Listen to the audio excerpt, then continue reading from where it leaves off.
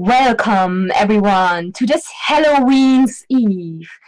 I am Tahina Andale, your merciful dungeon master for this Halloween one-shot, as I take my friends on a one-shot aboard the Waking Dream down a river of ink-black water and through the mists of Ravenloft. I'd like to introduce you to my players, the wonderful Leonie. Oh, wait a second, almost forgot something. We of Goldhart Gaming are not endorsed by, sponsored, affiliated, or specifically endorsed by Wizards of the Coast LLC. So, just so that you're aware. Yeah, I heard the lawyers sharpening their knives then. It's a good thing you did it when you did. And now, without further ado, Leonie. Yes, DM. Would you like to introduce yourself and who you're going to play tonight? I am Leonie, also known as Gloss and Gadgets, and tonight I am playing Amy Dubois, Bard Extraordinaire. Fantastic. I'm just going around the camera all that I can see on Discord, so Derek. Hi everybody, I'm Derek, or as I'm known in the Twitterverse, Archmage Derek. Tonight I will be playing Elfric Frey, a Dompier Monster Slayer Ranger. Wonderful. And then Jason. Yes, I am Jason, and I will be playing Caspar Guillaume Dubois, a young nobleman with a dark and dangerous side profession. Splendid.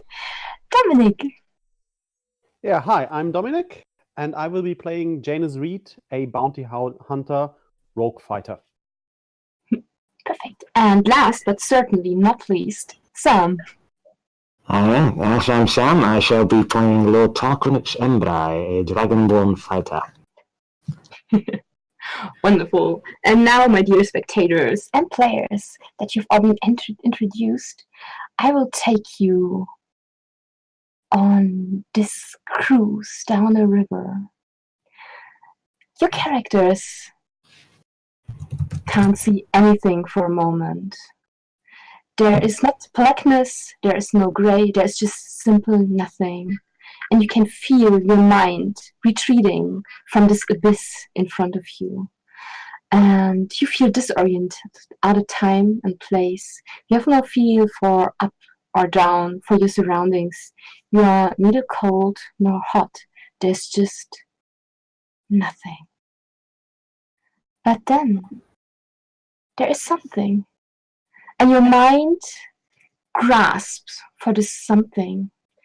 And after a while, you realize that something is a voice. And you latch onto it like to a lifeline. You follow the voice, and the nothingness starts to retreat. And there is silvery mist shrouding you, hiding everything. And as you follow the voice, you can hear it get clearer and closer. And you can hear finally the words this voice is singing. It is a female voice. And she sings, "Ride the stream as I dance upon the waves of this waking dream, as it passes you by. Ride the stream as we rise upon the wings of a waking dream, as it fades in the sky." The song goes on, but with this last word, you open your eyes, and there's light surrounding you. It is nighttime, and underneath the dark and shrouded sky, you are atop a gently swaying river cruise boat. It is vast, at least 12 feet wide, and you can't see the stern or the bow of the ship because you are on the aft deck. And you're sitting around this splendidly decorated and bedecked table that's perfectly round. There's white damask on it. And very fine china, crystal goblets, and gold cutlery. You are in fine clothes, and 4 other people are sitting on your round table. And as you look around, you see it's not the only such table. There are at least a dozen of them. And there is a dance floor, and people are sitting around tables, and people are on the dance floor, gently swaying to the music of a singer atop a stage in a splendidly silver gown, and her light voice is just floating through the air. There are candles almost everywhere, illuminating the ship, which is made out of this very light, almost ebony colored material. And you feel content, disoriented for sure. And you have this feeling like, huh? You can't quite remember how you ended up here, but it feels fine. The camera basically pans over the table, and I would like to go in the same order as before. As the camera pans over to Amy, what does the camera's eye see?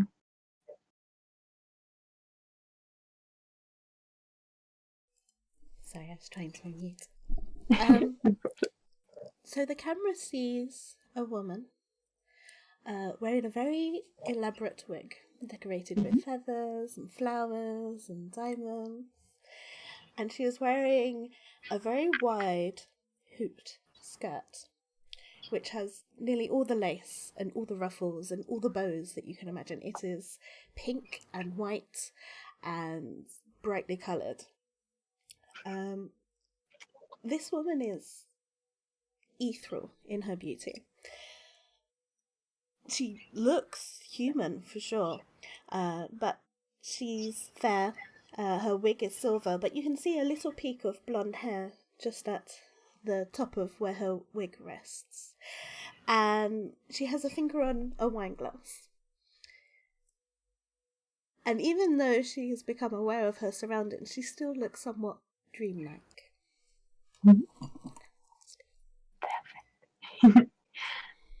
Derek, the camera pans to the left-hand side of the lady. We're going clockwise around the table. What does the camera see? The camera sees a thin, grim-looking young man, no more than 22 summers old. His arms folded over his chest, hiding a mix of black leathers and very dark linens. Kind of closes his dark, long, leathered coat over himself, and his ice blue eyes dart around the room. There is a small glimmer of a fanged maw between his very thin, pale lips as he mouths to himself, "What the hell? I don't..." And he immediately begins to put his very white hands underneath the table as he leans back and begins to just start to get a good grasp of his surroundings. Perfect. To your left-hand side sits Dominic's character.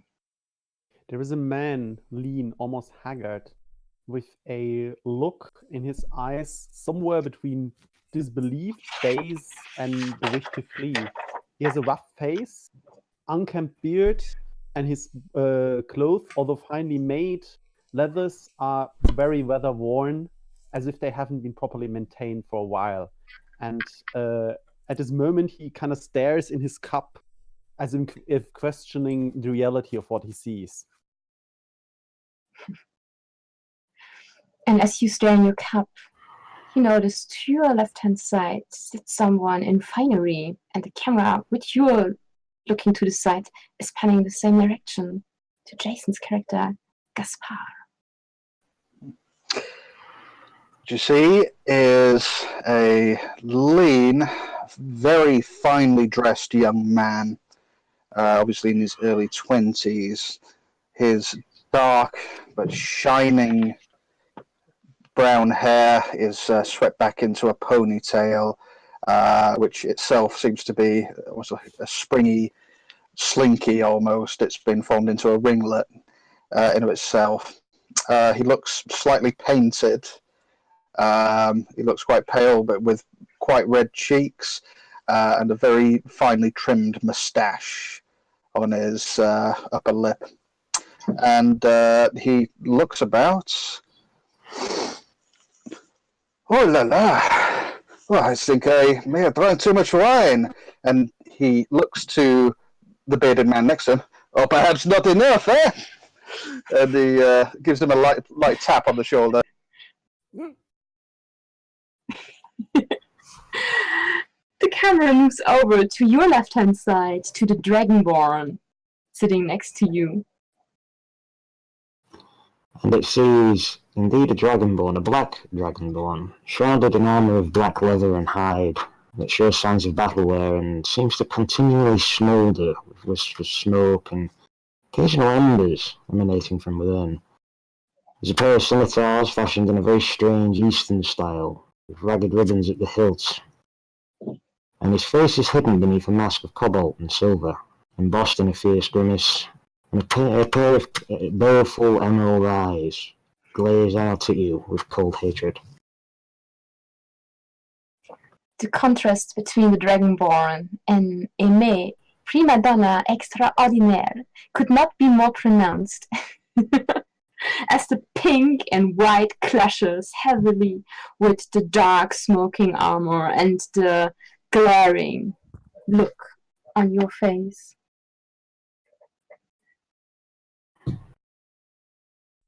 You want to say something? Yes, sorry. I keep muting myself. Just to confirm, his armor is actually smoking, right? Mm-hmm. So he's getting soot on my gorgeous outfit? No, he doesn't. It just looks menacing. You look perfect. Mate, that doesn't look safe. Immediately, the young man goes, turns to her and goes, "My dear, your armor, it is on fire!" And he immediately moves to tap it out. The hand immediately reaches up and arrests your arm before it can move, wrapping your forearm in a vice-like grip. And it stares at the bearded man who made the comment. And there's a momentary huff of irritation and, thematically enough, puffs of smoke from the snout of the mask. And he tosses your hand back at you without saying a word. And your face as well. What is going on here? I don't know. This seems... I'm not sure how much I had to drink. Indeed. All of you, I must have hit my head. All of you are not the fine young ladies I was dancing with months ago. Not the last time I checked, no. No, oh, really? Did you just figure that out? Because last I checked, I was a very nicely dressed lady. Well, if you say so, my good friend, but at least I can see there's at least one exception, he says, looking across to the only lady at the table. Well, of course, but I am the finest lady that you will ever meet. I can see that. That voice. It has been so long since I have met a fellow wanderer of my own country. Tell me, my lady, what is your name? Well, I am Amy Dubois, enchantée. And she reaches over the finely bedecked table. Madame, it is a pleasure to make... Hold on. Dubois? Yes, Dubois. Oh, my name is... this is magnificent. I am Marquis Casper Guillaume Dubois of the Dubois family. But I do not recognize you. I have not seen you at any of our salons. It is so wonderful to meet a fan that would be so honored that you have named your entire family after me. Pardon? Well, I am Amy Dubois, bard extraordinaire, of course. And so famous that Go figure. you have named your family after me. Oh, just wait till I tell my Petra. As you say, Petra, you recognize. She's not there. Her comforting presence normally pressed at your skirt and hidden behind you, where her warmth normally is, there's nothing. Oh, where is my Petra? And I briefly just look underneath the table. I lift up the sheet, and then I kind of ruffle at my skirts because sometimes she hides around there or under them sometimes, and she's not there. And then I just begin to look around frantically, trying to see any dark corner that she may hide her, because I know that she's not a fan of crowds. That is true. Roll me a perception check. And in fact, everyone who's looking around, like Alfric, who was grabbing for his weapons, right, and looking quite disappointed, can also do a perception check. I got a 14. Oh, 14, okay. So that must have been a very good roll from Janus right now. Oh, yeah. Fantastic. 9. Oh, yes. Solid 11. A solid 11, okay. 14. A 14 as well. And Marquis, did you roll, or are you just so enchanted by that woman ruffling through her skirts? Not quite enchanted. He's actually staring open-mouthed at the woman now, checking around. He looks absolutely stunned. He's not going to be aware of anything else. Okay, that's perfectly fine. So, those of you who rolled under 10 don't really see, you're just blinded, basically. You are looking, every one of you sees that you are atop of this deck, and you can see, if you look over the side of the ship, that there is this ink dark, almost black looking water glimmering in the light that comes up from the ship. There are this rode over trees that look gnarled and old, and there is moss and other greenery hanging down from them, like someone threw the just careless blankets and ripped them to shreds over them. And there's this very thick, suffocating mist shrouding the trees and surrounding them. And beside the soft lapping of the waves against the hull of the ship, you can hear the drip, drip, drip, drip, drip of water from the trees. On the deck, there are at least 40 or 50, even or more people. There are servants or crew in white finery, carrying plates, basically, with goblets atop of them, and people in what looks like their evening finery. There are colorful gowns, although their emerald and sapphire and purple hues seem slightly muted, as if the fog or the candlelight are washing them out. But nevertheless, it is a splendid look. You can hear the murmur of different voices, and you can see almost every race. You see small halflings, hin, as they call themselves, gnomes, you see elves of all shapes and forms, you see some half-orcs, you see dragonborn, you see Asima, or at least people that look like they come from the celestial realms. There's this radiant glow around them.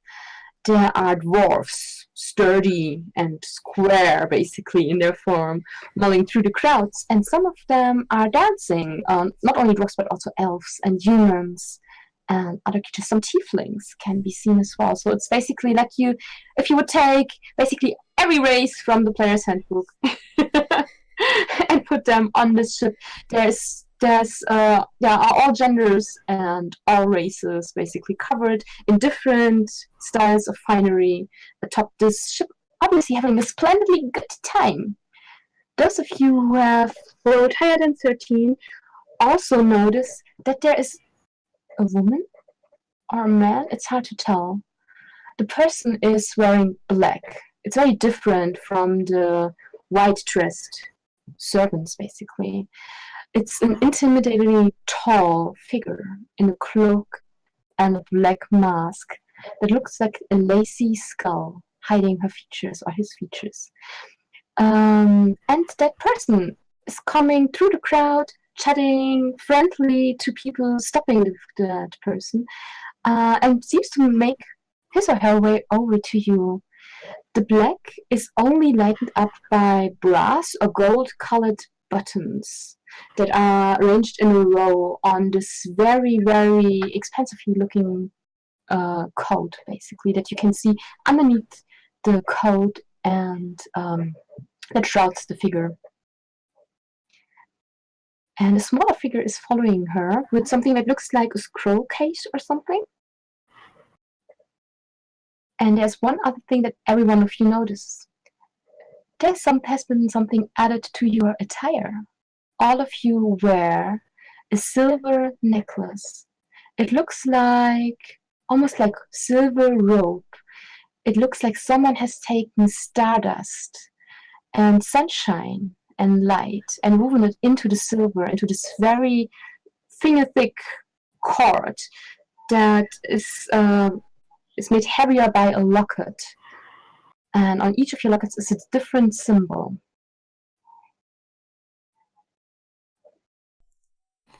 I would like to look at my locket. Mm-hmm. Your locket shows a mask with a bright smile, like this theater symbol with the smiling mask and the sad mask. And yours is the smiling mask. Does it open?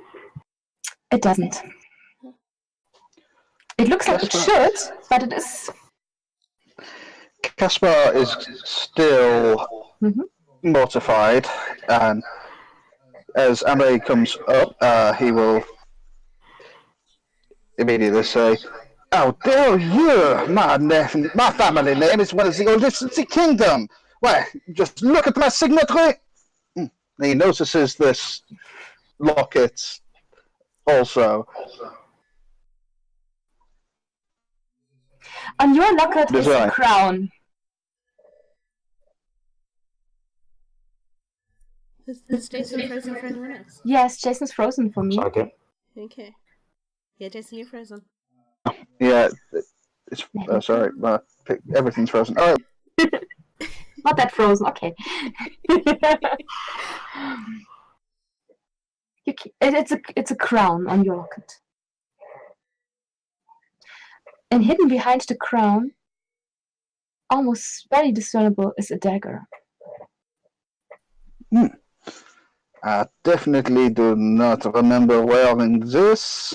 It is not the first time I've woken up with a stranger's jewelry. Oh, sorry.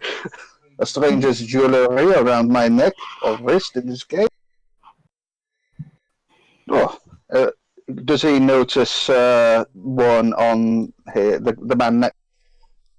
Yes, everyone wears one. Yeah. He'll point to the bearded man. He'll say, "Hey, you have one too." What? Oh, yes.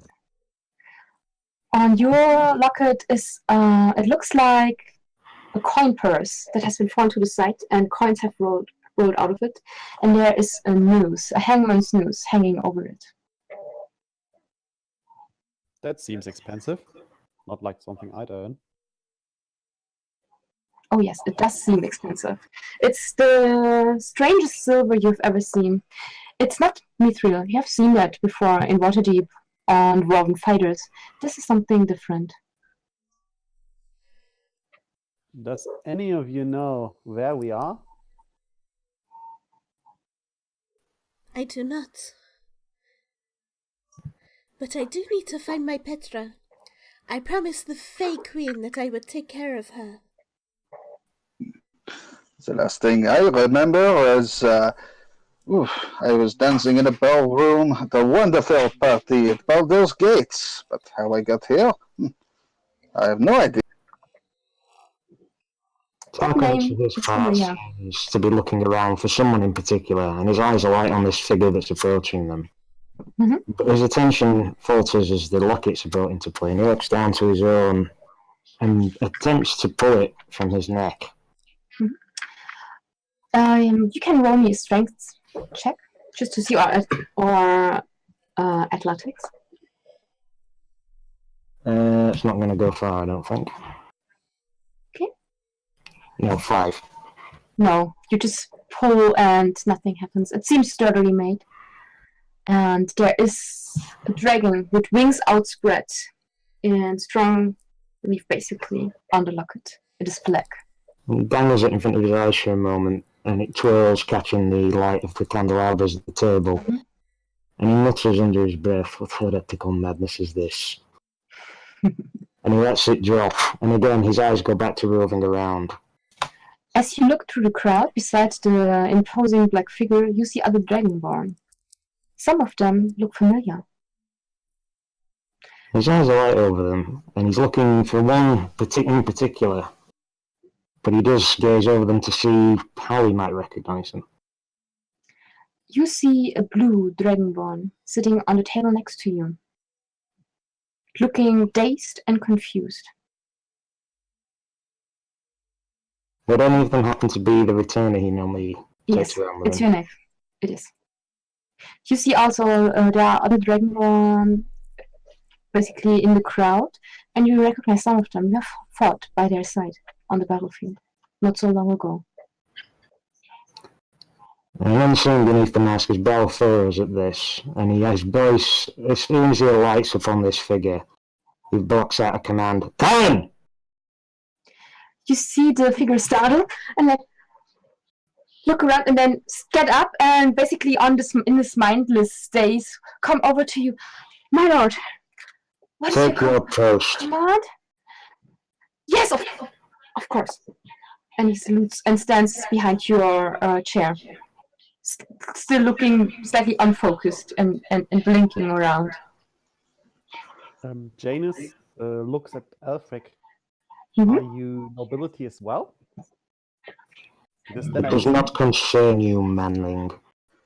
I was wondering when the servants would arrive.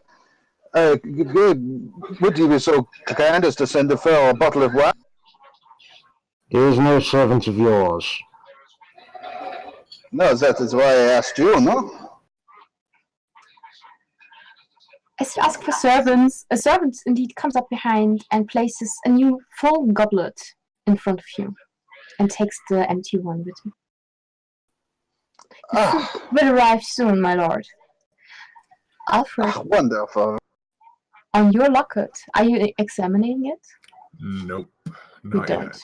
yet. He has his hand over it, and he just kind of, all right, can't pull it off. He turns it over.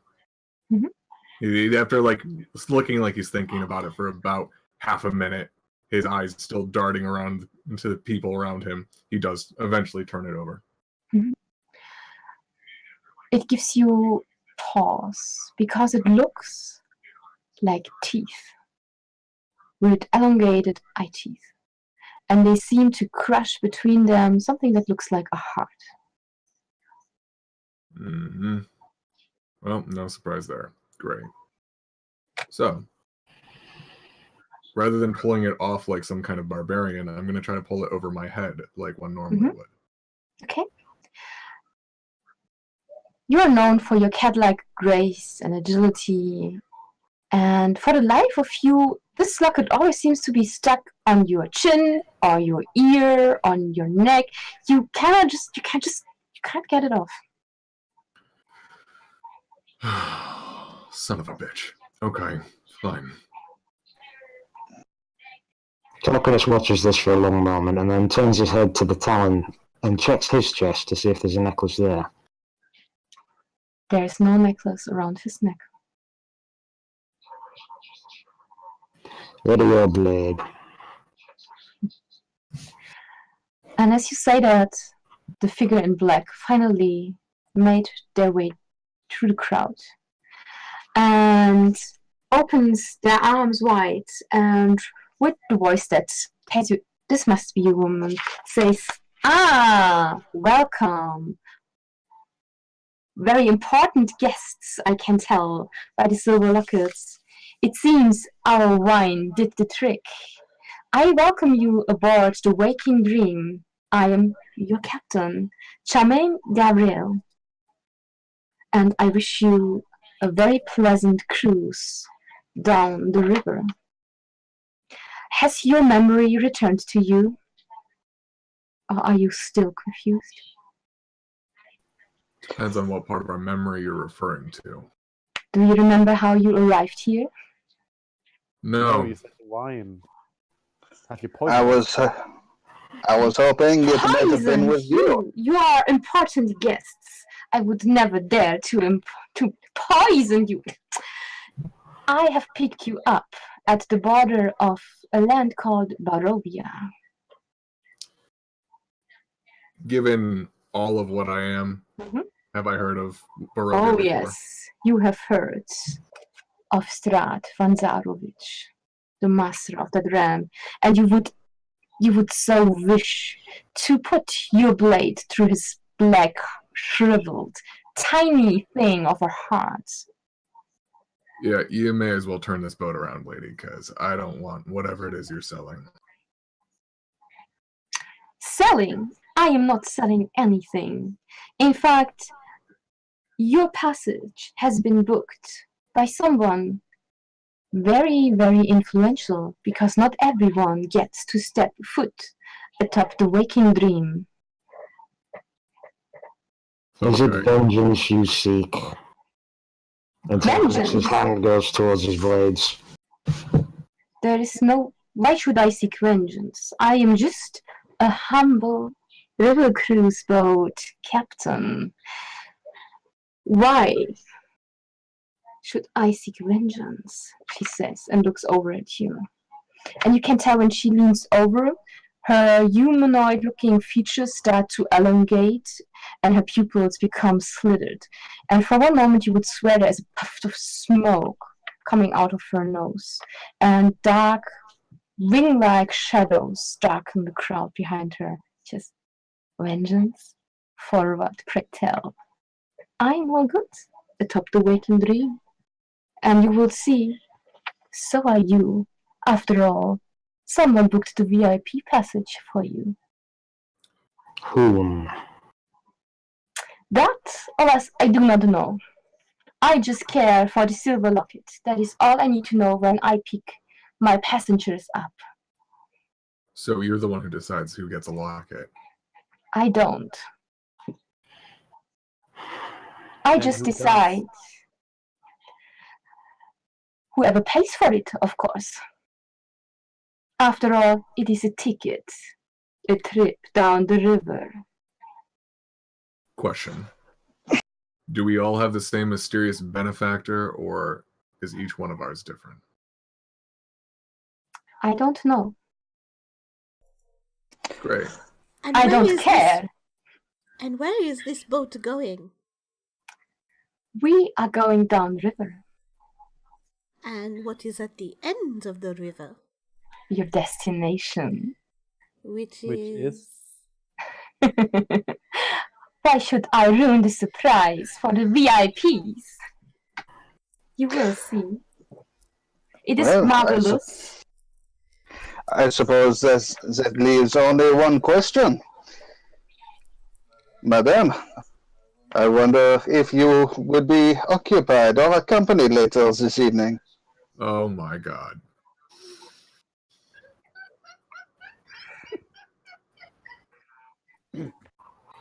Alfred leans on the table and he goes, "Are you fucking joking?"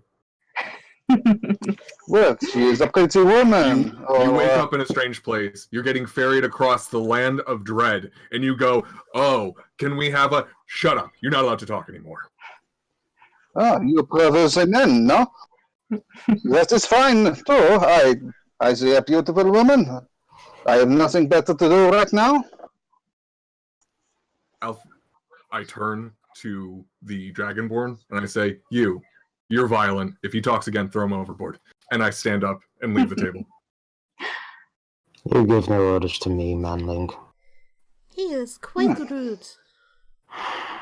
Indeed, somebody woke up on the wrong side of somebody's bed this morning. He speaks a certain sense, and Tarquinius pushes himself away from the table, makes a hand gesture to Talon, and begins to approach the Dragonborn that he's noticed at the far end. No problem. You can make your way over. The captain leans over, looks you up and down, Marquis. And there is something in her eyes that gives you pause. It feels as if someone is stepping on your grave, and there is a shiver going down your spine. And you're not so sure if you really want to share a bed with someone who raises such goosebumps of dread on your back. I'll think about it. But have more of the wine. Did you know the Wizards of Wine created? It's a special vintage. They call it Liquid Eternity. And then she turns around and her cloak flares behind her. And she makes her way through the crowd and obviously welcoming other guests aboard the Waking Dream. I take my goblet and sniff it. Mm-hmm. It smells like red wine. Fine red wine. I've had enough for one day, possibly life. After seeing that look in the woman's eye, Caspar will actually put his own goblet down and shortly follow that. I think I agree. Suddenly I am not so thirsty.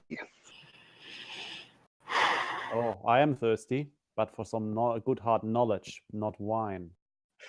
Someone's playing us. A learned man, or simply a curious one. Experienced is the word I would use. This has to be some kind of trap. But why would anyone want to trap me? I'm just an entertainer. Well, I think more to the point. Why would anybody want to trap fellows like him and the other man? They are quite ghastly in countenance.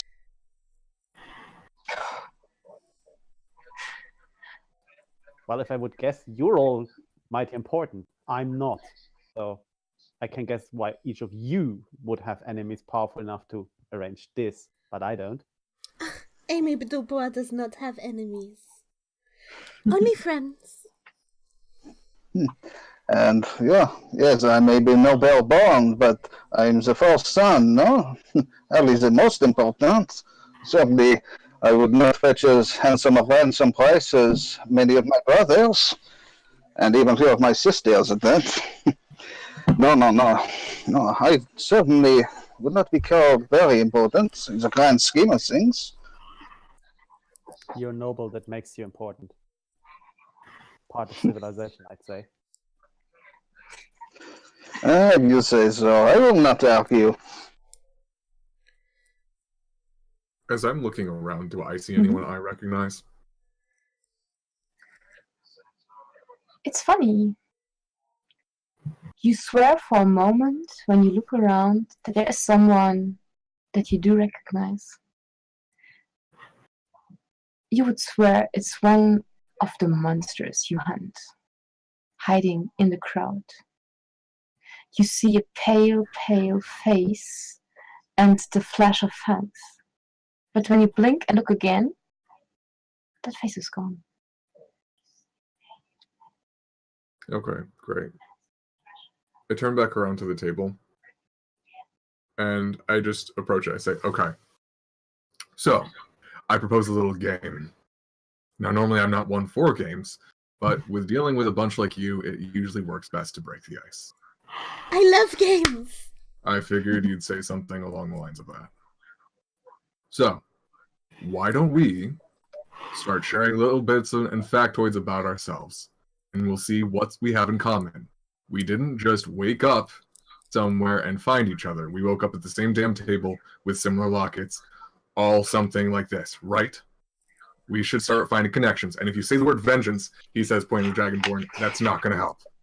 The Dragonborn is no longer at the table. He stood up to go over to his... Off. Just point across the room. It's fine, we'll keep the effect. Shows me while I'm paying attention. Damn it, where did he go? Over there, I guess. Of course. Alright, fine. You stay here. I'll go try to reason with Mr. Vengeance. And at that point, we switch over the camera while this happens, or shortly before this happens, and follow your friend with the smoky armor as he makes his way over to the nearest dragonborn you recognize, you said, right? Yeah, he's going towards the ones that look familiar to him. Mm-hmm. How many is there before? There are 1, 2, 3. There are 3 other dragonborn besides your retainer in the crowd that you recognize. Do they appear to be from his military unit or just the army in general? From the army in general, and you recognize one who was in the same unit as you, but not as high ranked.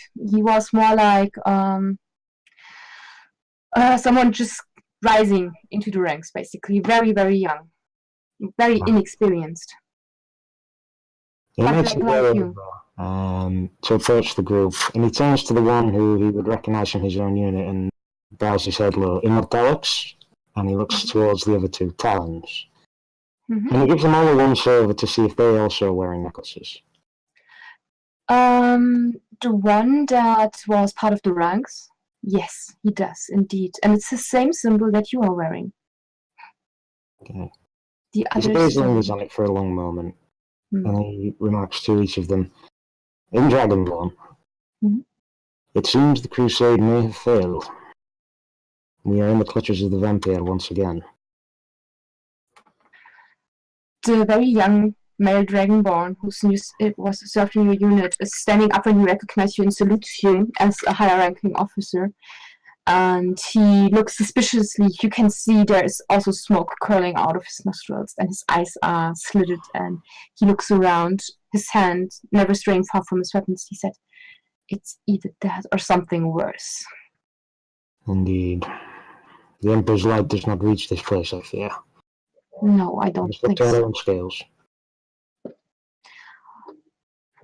But this is different. The last thing I remember was blinding pain. It is possible our crusade. We may have thought we succeeded. The vampire may have found a way to manipulate us. We may still be trapped in the siege. This could all be in our minds. It could be a spell. Yes, undead magic is dark, heretical. He shows you his forearm, and you see between the scales he has cut himself, and there are a few wells of blood. Pain does not break it, if it is a spell. I think we had best get used to the idea that we are here amongst these sub-beings. He says and looks around with disgust at the inhabitants of the ship. For some time, stay together, work together, for the glory of the Empire. The glory of the Empire.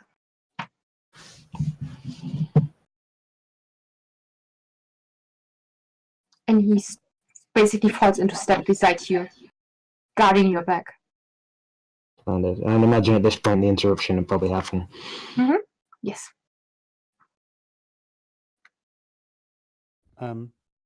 Yes. When I can, I pick up one of my knives if I have them. Of course. Turning around, seemingly looking overboard, I prick myself with the knife, looking for blood. Do I bleed? You do bleed. Not that. And it hurts. That's good. Oh, my dear, what are you doing? Now you are... I'm alive. Alfred, how strong is your sense of smell? And how hungry are you? I have a perception of +6, and I would imagine, having just woken up, the hunger is quiet for the moment. But the more Very stressed good. I get, and the more injured I get, it's going to get worse. Yes. Have you taken a sip of the goblet? What's in the goblet? No, I didn't, of course. You didn't? Okay, very good. So you make your way over, and with your almost feline agility, you can weave easily through the crowd, the dancing couples, and you can hear the Dragonborn talk. But I believe you don't understand Draconic, right? No. Yeah, so you don't understand their words. It sounds menacing. Yeah. The guy who speaks Abyssal, I've heard worse. I Oh yes, that's true. say in common, excuse me, your most indignant lordship, you're needed back at the table. And his head turns to you, and the time would have turned quickly with the blade out, ready to put down this interruption, and he stays the hand. And he stops and looks you up and down, takes your measure. You are a servant now?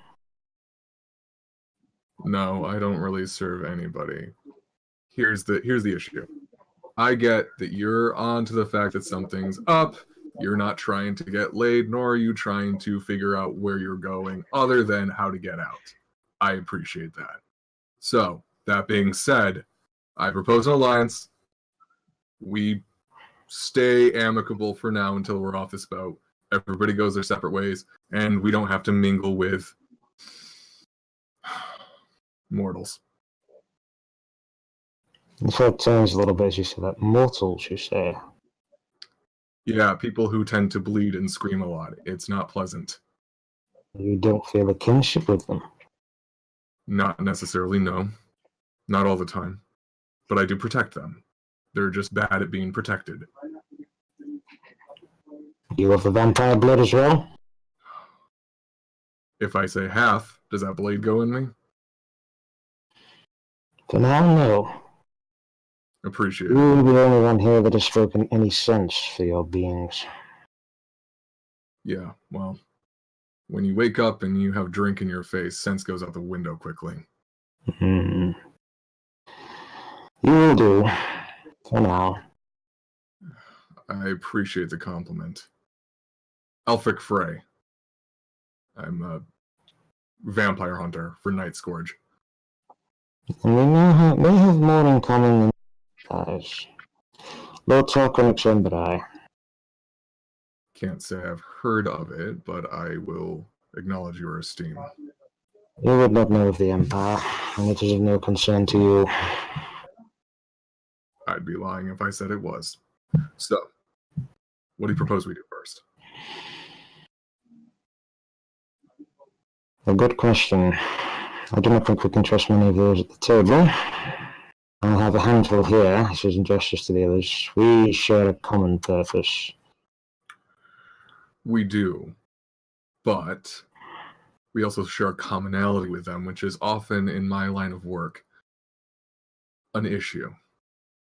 We woke up at their table, we have these lockets. Now, they might have something to do with us and they could hinder us.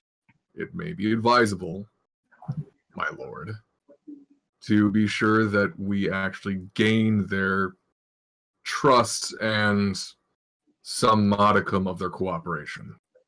Especially the one in the wig. She seems like she'll be a handful. To say the least.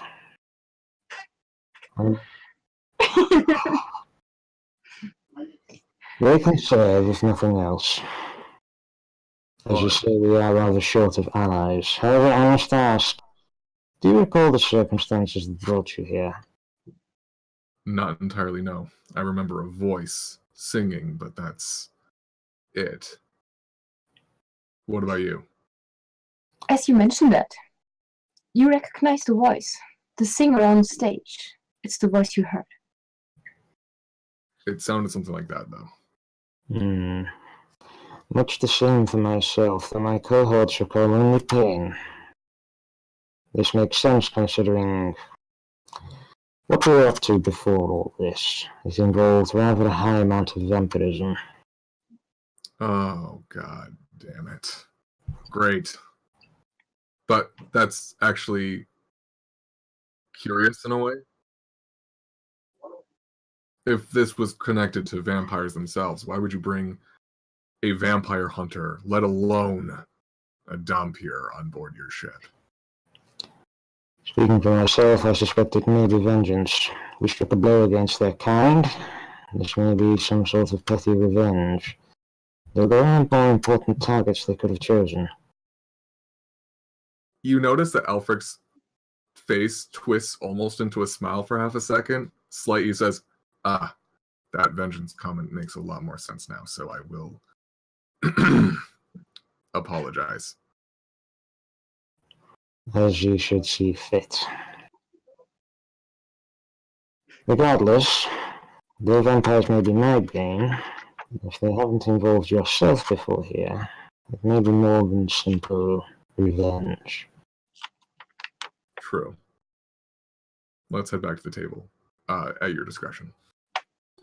Talon, Mortalux, and the two Dragonborn, I presume, follow you on. Yes, they salute and follow you. And Keeping you watch. have the table with you. While they talk, I turn to Emmy. Madame, where were you the last time you remember? Because this all makes no sense to me. Let me see. I do believe I was on my way to Silvery Moon to take part in a bard's war. Oh, yes. This is unbearable. First, it's bad enough that you besmirch my family name. That's... Now I found out you are nothing but a common courtesan. She's anything but common. You, sir, she points. I will have you know, I am not a harlot! And she slams down her hand. You paid yourself up like a hell, and then your Dragman family name was a murder. It was the name I was born with, and you talk about paint, and she licks her finger and drags it down your face, lifting your white powder. Oh, okay. Okay. Oh, well, I've never known such a bullish. Sucker blur. And I have one more thing. Your outfit is stupid. And then he just storms off. She's gone. I will slowly back away while they talk and try to make myself invisible. Okay. No problem. You can basically like the Homer Simpson. Good. Yeah, like, but you fade into the crowd. yeah, exactly. Don't you walk away from me, Howlet. You'll get back. There is a most curious thing happening. She stands up and her voluminous skirts just bash over the chair as she flounces off in a way that just a prima donna can accomplish, basically. The chair, after one moment, rights itself and moves back towards the table. Sitting there, innocently looking. Yes, my lord? I turn to you. That is not normal, he says, looking at the chair, having completely forgotten in an instant everything for a moment, just totally fixated on the chair. I do not possess the wisdom of your esteemed position, my lord, but nothing here is normal. Oh. Sorry. We have found a toady. I was on a muddy road, drunk off my horse, and now I'm at the table with esteemed people like you and weird people like them, and you're wondering about the walking chair. I am sorry, I lost my head. He says he slumps back into his own chair, leans back, he says, I thought it was just the wine getting to me, but I do not know. Then the anger of that woman. I apologize, my friend. I'm not usually this emotional. Nothing to apologize, my lord. Please do not call me my lord. we are all equals here. I am not in the palace. I am not in a noble manner. This is certainly not a noble party. Well, it looks. Allow us to begin again. Please call me Caspar, he says, and extends his hand. In a very unsure manner, as if he's not really sure what to do, he reaches over It takes your hand. I am Janus Reed, sanctioned bounty hunter for the Lord's Alliance. It is a pleasure to meet you, Sir Janus. But what a predicament we find ourselves in. I mean, the most bad-mannered chaps who often storm off on their own. Obviously, that woman. Do you have any theories on what could be going on? I'm pretty sure now that there's not just one great big hangover. Honestly, I have no idea. I'm a man who deals with crimes and criminals. And the closest I got to something like this was when someone tried to make me hallucinate with magic. So I checked that, but I plead normally, so it can't be just a mental illusion or something like that. I'm a wizard. I have no idea what to make of this. All I know is that every single person here looks like they're made up for some fancy party, but she said something about Barovia, and that doesn't sound good. Well, I cannot say I have ever heard of the place, but certainly that is why I thought nothing amiss. I spend most of my evenings at these kind of parties. But I have had some dealings with men of your kind, investigators, bounty hunters, and the sort, but something tells me that you will be a most useful companion tonight. I will do my best, my lord. What did I tell you? Do not call me my lord. I'm sorry. That will do. That will do. I take at this point the others are making their way back towards the table. Will they? I'd say so. As Tarquinius witnesses the whole argument between you and Ame, he just remarks under his breath, "Why does it always devolve to rotting with these beings?" And the other Black Dragonborn, the one you know as Corporal Garmu, says, because it's their base nature. Indeed. Ah, filth. But we must endure their stench for the time being. And as we do in the Empire, make the most use as we can. Indeed. As I return to the table, he'll sit back into his chair that he was in previously. What's happened to the woman that approached us, the helmsman or the captain, whichever the case she was? She's departed, I presume. She went off in a huff. Her kind is likely to do that. Are you joking? No? I I'm just stating facts. stay here. Which way did she go? Over there. And I She's make my way Tarquinius. towards her.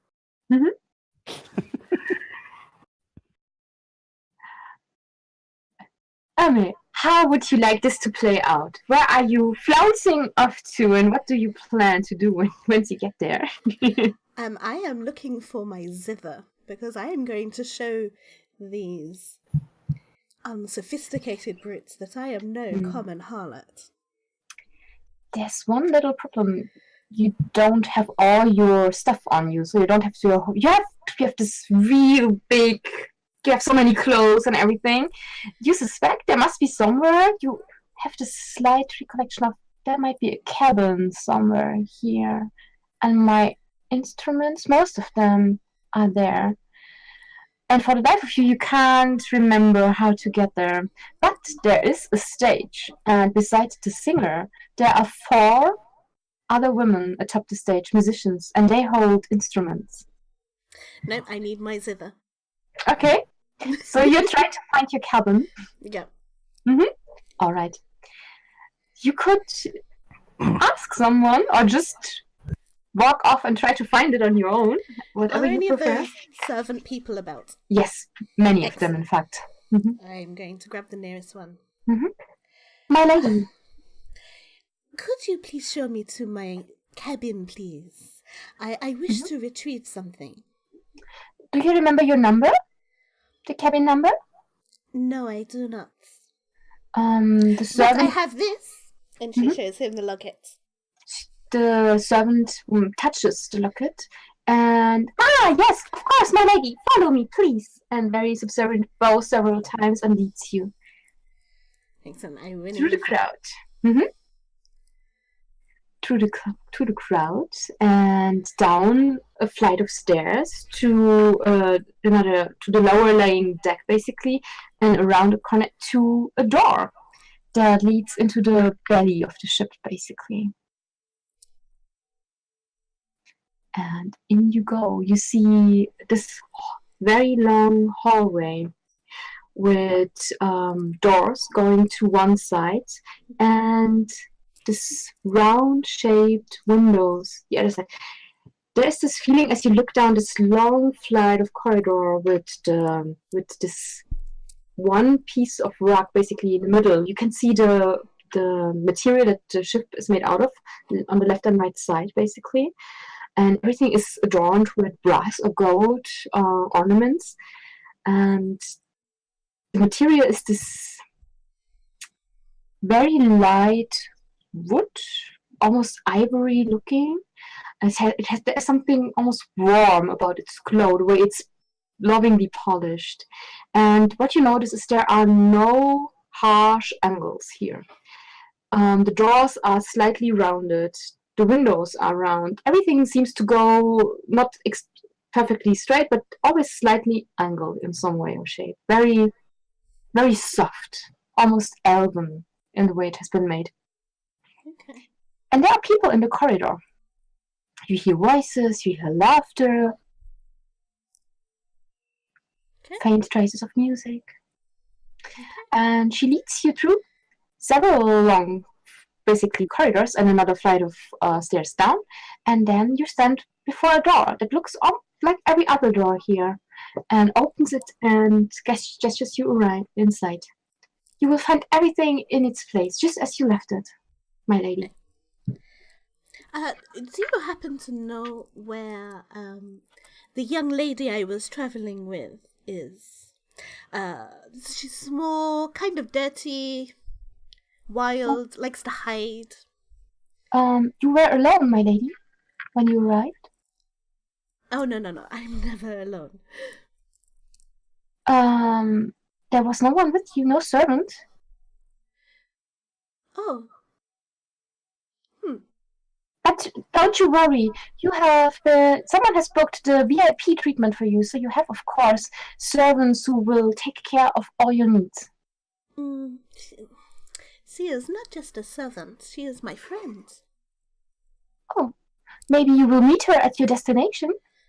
Do you know where that is? Down the river. Right, okay. Well, I am just going to grab my zither. Will you find the way back, or would you like me to wait for you? If you could wait. Of course, my lady. You are, after all, a very important person. I know. Alright, so I go into my room and I unlock a case, and inside is a beautiful black lacquered zither inlaid with mother of pearl, and it's like butterflies and flowers, and I pick it up in my arms and I'm ready to go back. Alright then. She will lead you through the same corridors, and Alfric, who has followed her, by which means do you try to follow Amy? She is heavily perfumed. Yeah, her perfume plus what she actually smells like would probably be very easy to pick out. Yes. Clean, I imagine. Heavenly, one might say. Oh yes. So yeah, roll me a perception, or maybe survival because you're tracking her. Yep. Wow, that is doing okay. That's an 8. The problem is there are very clean, divine-smelling people aboard this ship.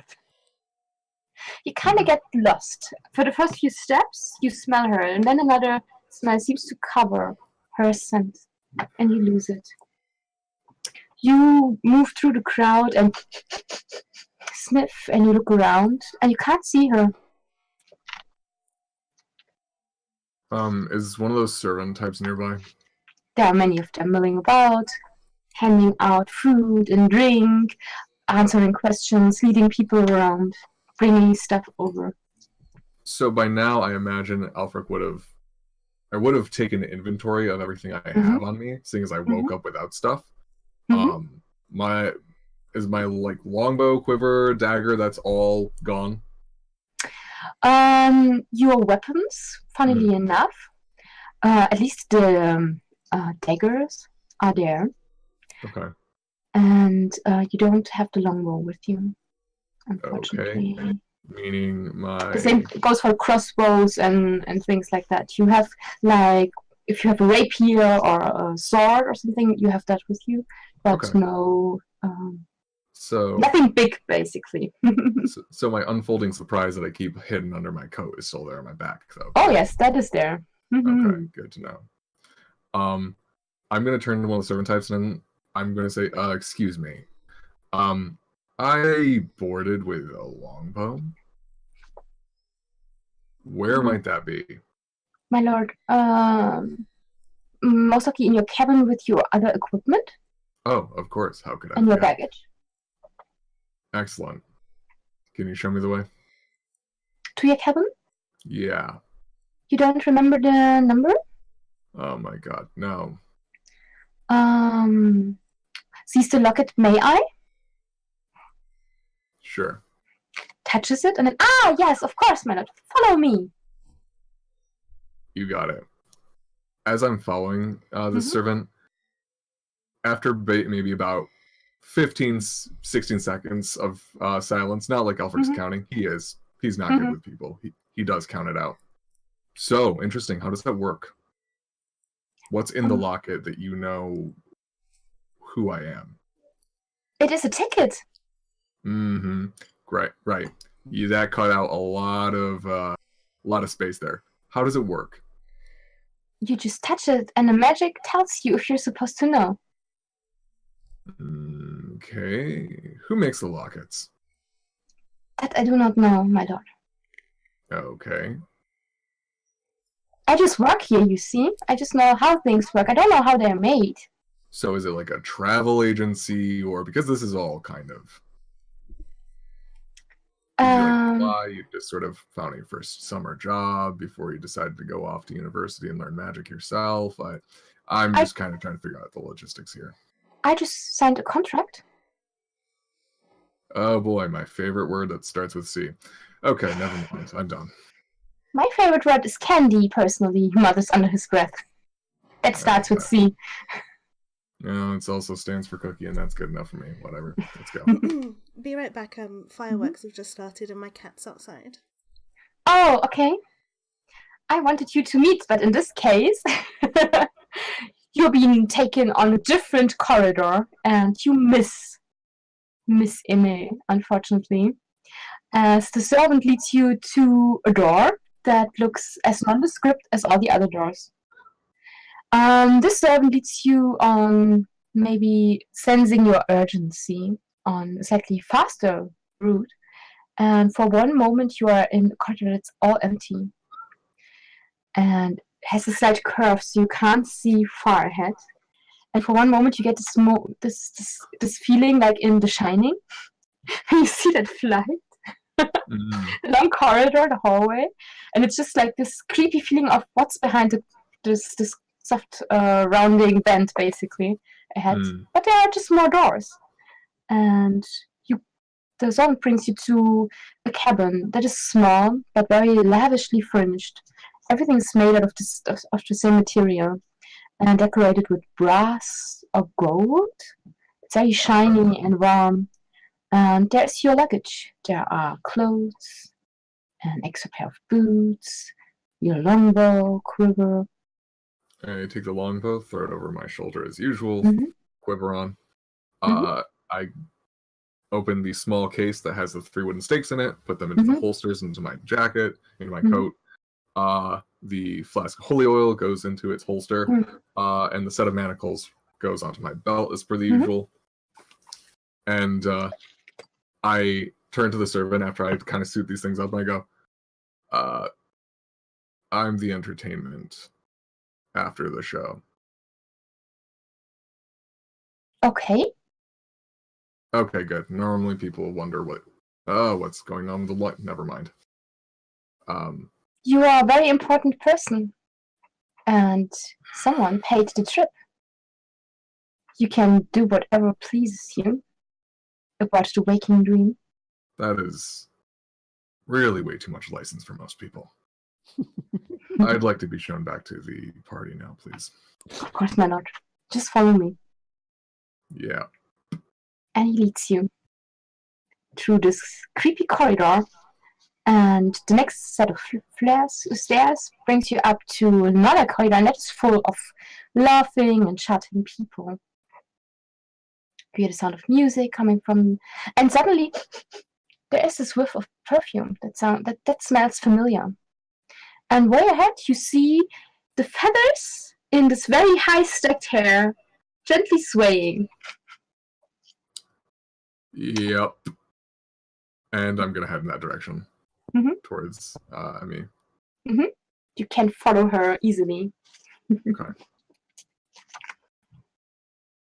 So you see the swishing skirts of pink material. Excuse me, Miss Dubois. Hey, Silverwig.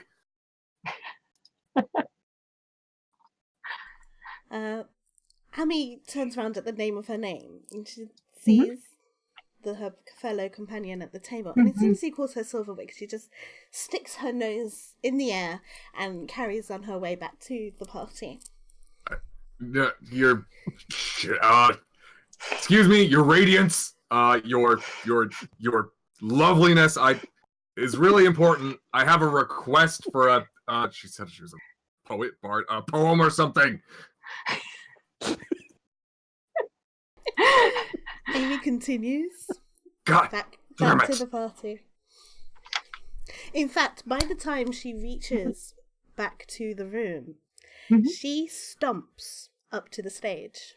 It's where the other performers are. It isn't really a room, it's open. Oh, it's open. Okay. Well, wherever they're gathered, she's just heading up there. And she's just shoving them off. Hello, telling them to go. Oh boy.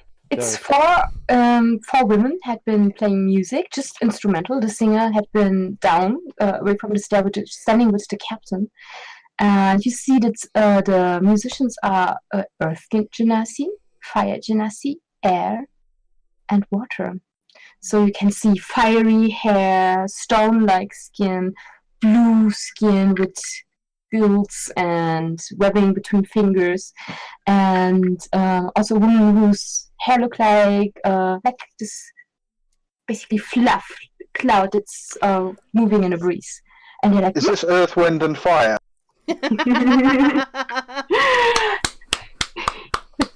Well they're elementary, Watson.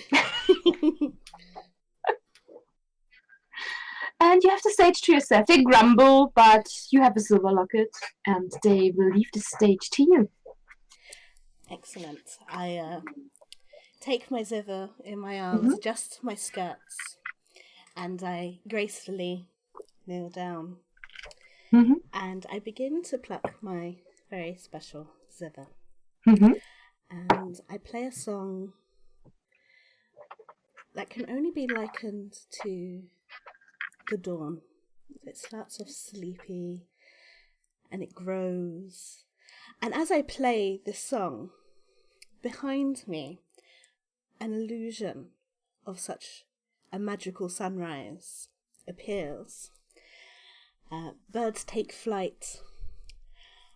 The day gets brighter, and the thundering sun reaches its apex in the sky. And that is it for my singular performance. I'm just trying to remember something. Can you roll me a performance check to see how splendidly the music is Certainly. that accompanies that magnificent illusion. Could I say, as this happens, You Casper's all actually see going her to, flounce up there. yeah, he's going to be quite transfixed, Mhm. and he's just going to stare at the whole thing in complete. There is something nagging your memory as you see her atop the stairs. There is something. You're like, there is something. 27? Ooh. So as you finish your song, the crowd, everyone is standing. And they're cheering and applauding. Bravo! Bravissima! Encore! And they're cheering for you, and people start crowding towards the stage, and they try to help you down, kissing your hand, and you basically have this adoring crowd surrounding you, who are fanning over you. As they do, I seem to like radiate Mhm. glow. Mhm. Like literally, not just Mhm. seeming. I'm literally glowing. And as I make my way through my adoring fans, I flounce back to the table. I say, This looks nothing so much like a light in the dark and moths basically coming in and flapping around her as she's glowing. And I turn to just a random guy and goes, "Her ego is visible. This is gonna be so fun." Is she making her way back to the table, to the original table? Yes, she is. As she approaches, Casper's actually going to stand up and just say, "Madame, I was mistaken. It is quite clear you possess a grace and beauty that is anything but common. Why, I cannot apologize enough for my behavior. I was an animal. Will you accept my apology?" Apology accepted. And then Amy And he sits gives- back down in her seat. And he gives a little flourish and a bow. And he sits. As she smiles and sits, and behind all that makeup that she's wearing and the hair and everything, the way she smiles is this genuine smile of happiness of an artist just having performed. And in this radiant smile, there's something that reminds you of nothing so much as of the portrait of your great-great-grandmother, who was this radiant beauty. And there is a portrait that has been done in a different style, very different to the area in which it has been created. Normally they all have been there stern looking and very sour. And there's this picture of her, a bit smaller, with her just smiling at the artist. And there was this famous love affair between those two. And as she smiles and sits down, you're like, oh yeah, that's that nagging memory that has been tickling in the back of your mind. That smile reminds you of that picture, that radiance. As she sits down, he's going to just have a little twitch, just like. And as this thought twigs in his head, but he'll lower himself back down, just sort of watching her casually as he does so, but he doesn't say anything. Mm-hmm. So finally, the group is all back together at the table, just as it was in the beginning. Okay, 1, that was actually really impressive. 2, I didn't say that. 3. All right, let's make sure. And I point to back to my dragonborn companion, my ally. Go, okay, you were worried about vengeance. What is the worst thing we've ever done? As you say that, Janus looks for a moment very guilty, very shocked, and then quickly reassembles himself. Okay, clearly you've got something. Good.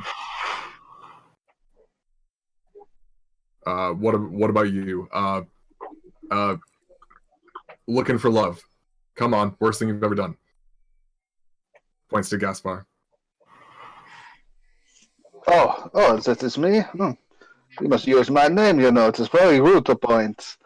Well, Worst thing I ever will done? That depends on who you speak to. According to some, Yes. my family is the most evil on earth. But me, I am certainly no worse than most of them. Okay. Everybody loves Caspar Dubois. Sorry, Caspar Dubois. But do you love you?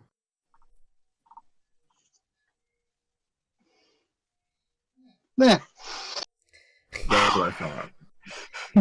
So, Gaspar, Alfred says as he sits down, what is the thing you're least proud of? Did you hurt somebody? Because I'm going to guess that Hoodie over here, he says pointing at Janice. He's probably done something. I know the type.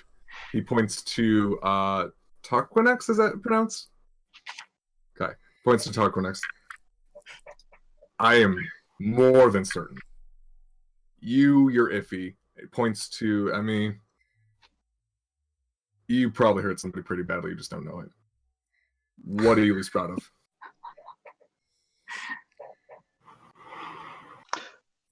It's just going back to Caspar, sorry. Yes, it is.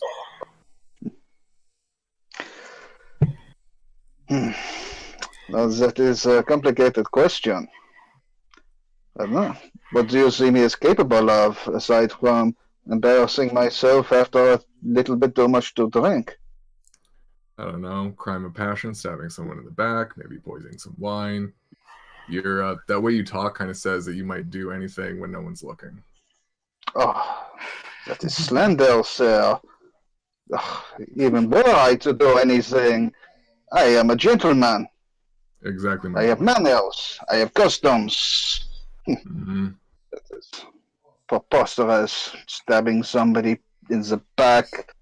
That would be a crime, and Well, is they really deserve it, but poisoning their wine? Where's the honor in that? Okay, fine. Maybe you cheated in a duel. Or maybe you just dueled the wrong person, something. I'm getting a kind of, we all are here for a reason kind of impression from this, because we don't just show up here. I mean, this guy, no offense, my lord, would have probably all thrown you overboard, made the ship his long ago if there wasn't something wrong with it. Oh, that is very bad, man. He says, looking to the hooded man. I don't know what to say. He's creeping me out. Sorry, what I said. I just realised two of you are hooded. I meant the mask man. Sorry. At this moment, the other black dragonborn is bowing over Lataquinex's shoulder, and he says, "My lord, Immortalix? I think there are less people on the stack than it were before." And immediately the head comes up and the emerald eyes start gazing about. Can I get a rough idea of how many people might have, or, you know? At least a third of the number has disappeared, maybe even half. And the other dragonborn are gone. Talon and the corporal are with you. They're standing. Talon basically is looking in the other direction, and he says, "My lord," and he looks out over the water. What? And points silently. If you take a look, you might roll a perception check for me. Yeah, he'll be getting a part of the church coming out. Fun. If he has nothing to add, why did you tell your monkey to shut up? I wouldn't use that term. I'd be an 11. With an 11, you notice that the mist seems to have grown thicker. You can basically only see the trees, some of them sticking out of the fog. And for a moment you would swear that there is a person standing on one of the branches, staring menacingly. You see glowing red eyes, but then it disappears in the mist. The water looks...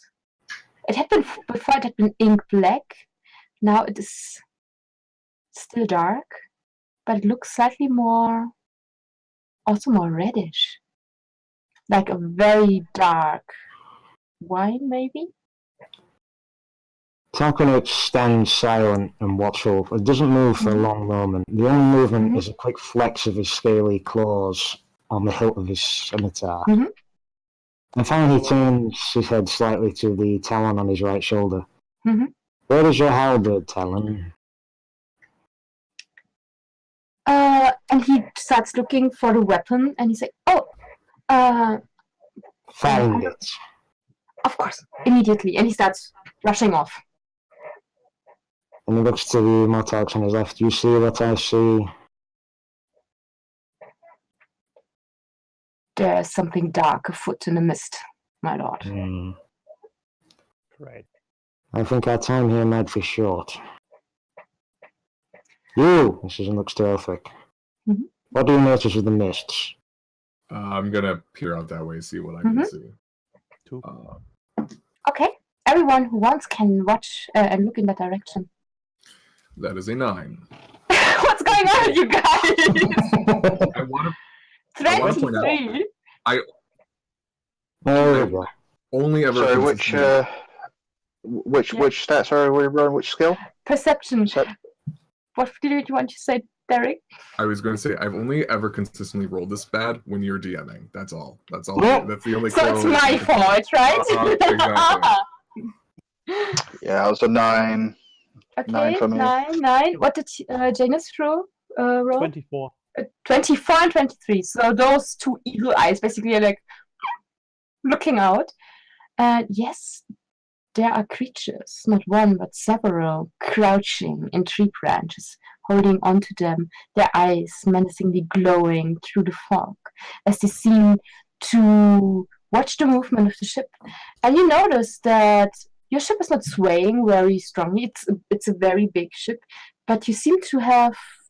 You're very fast going down this river.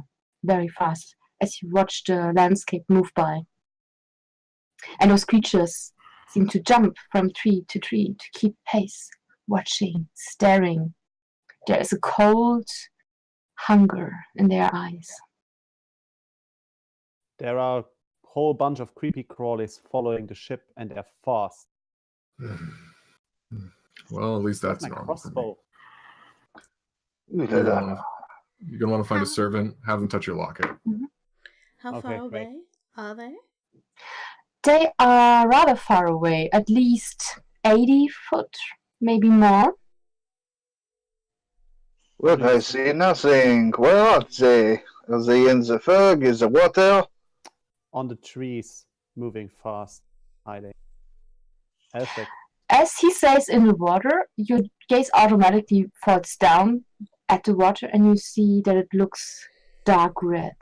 So dark that it's in fact almost black. And there are ripples in the water. Yeah. Something else is in the water. That this is not just the wake of the ship basically moving the river. Dark Hemisphere bounds. Where are the passengers? And he looks for the nearest servant he can find to find out what's happened to this other third of people. Where has everyone disappeared to? Oh my god, I think they have retired to the cabin. Finding respite for the night. What is with these beings out there? Oh, you shouldn't be concerned about those. You are VIPs, you're well protected, it's a magic ship. These creatures aware that we are VIP? I don't know, but they won't be able to touch the ship. We're quite safe here, it's magic. Wow, famous last words. Okay. There are only a few things you could have said which would have made me trust your protection less. So that's going to be a 22 on an insight? The servant thinks that he's telling the truth. But there is something else there. He does think that you are safe on the ship. What about you? Are you safe? Me, my lord, of course. I have a contract. I'm protected by the ship's magic as well. Contract with whom? The captain, of course. What powers the ship's magic? I actually don't know. I think the ship itself is magic. I'm going to move to the edge of the boat. Mm-hmm. Do I... Not that I'm using detect magic, but do I Mhm. see any, like, etchings and runes or anything? Anything that indicates that there is some sort of barrier? Roll me an Arcana check. You got it. That's a 16. 16. You can't see any runes or etchings. In fact, the material is strangely smooth, as if some artisan or craftsman has spent a lot of hours carefully polishing. And as you can also see, there's something that strikes you with its familiarity as you look at the way the side of the boat has been shaped and the material looks. And you touch the side of the ship. And it feels warm. It feels as warm as living flesh. But it is smooth and it is hard. And this ivory with this graceful curve to it, isn't it just like bone? And you feel energy vibrating inside the material. There's a warmth. It's almost like a pulse. For one moment, your hunger restlessly stirs inside you and then settles as it realizes there is no blood flowing through the bone. It is energy, raw, magical energy inside this living ship. I turn around and I say, well, interestingly enough, the ship is alive. Alive? How do you know this? Because for a second I wanted to eat it. So, anyways, where are we going next? I suppose that explains everything.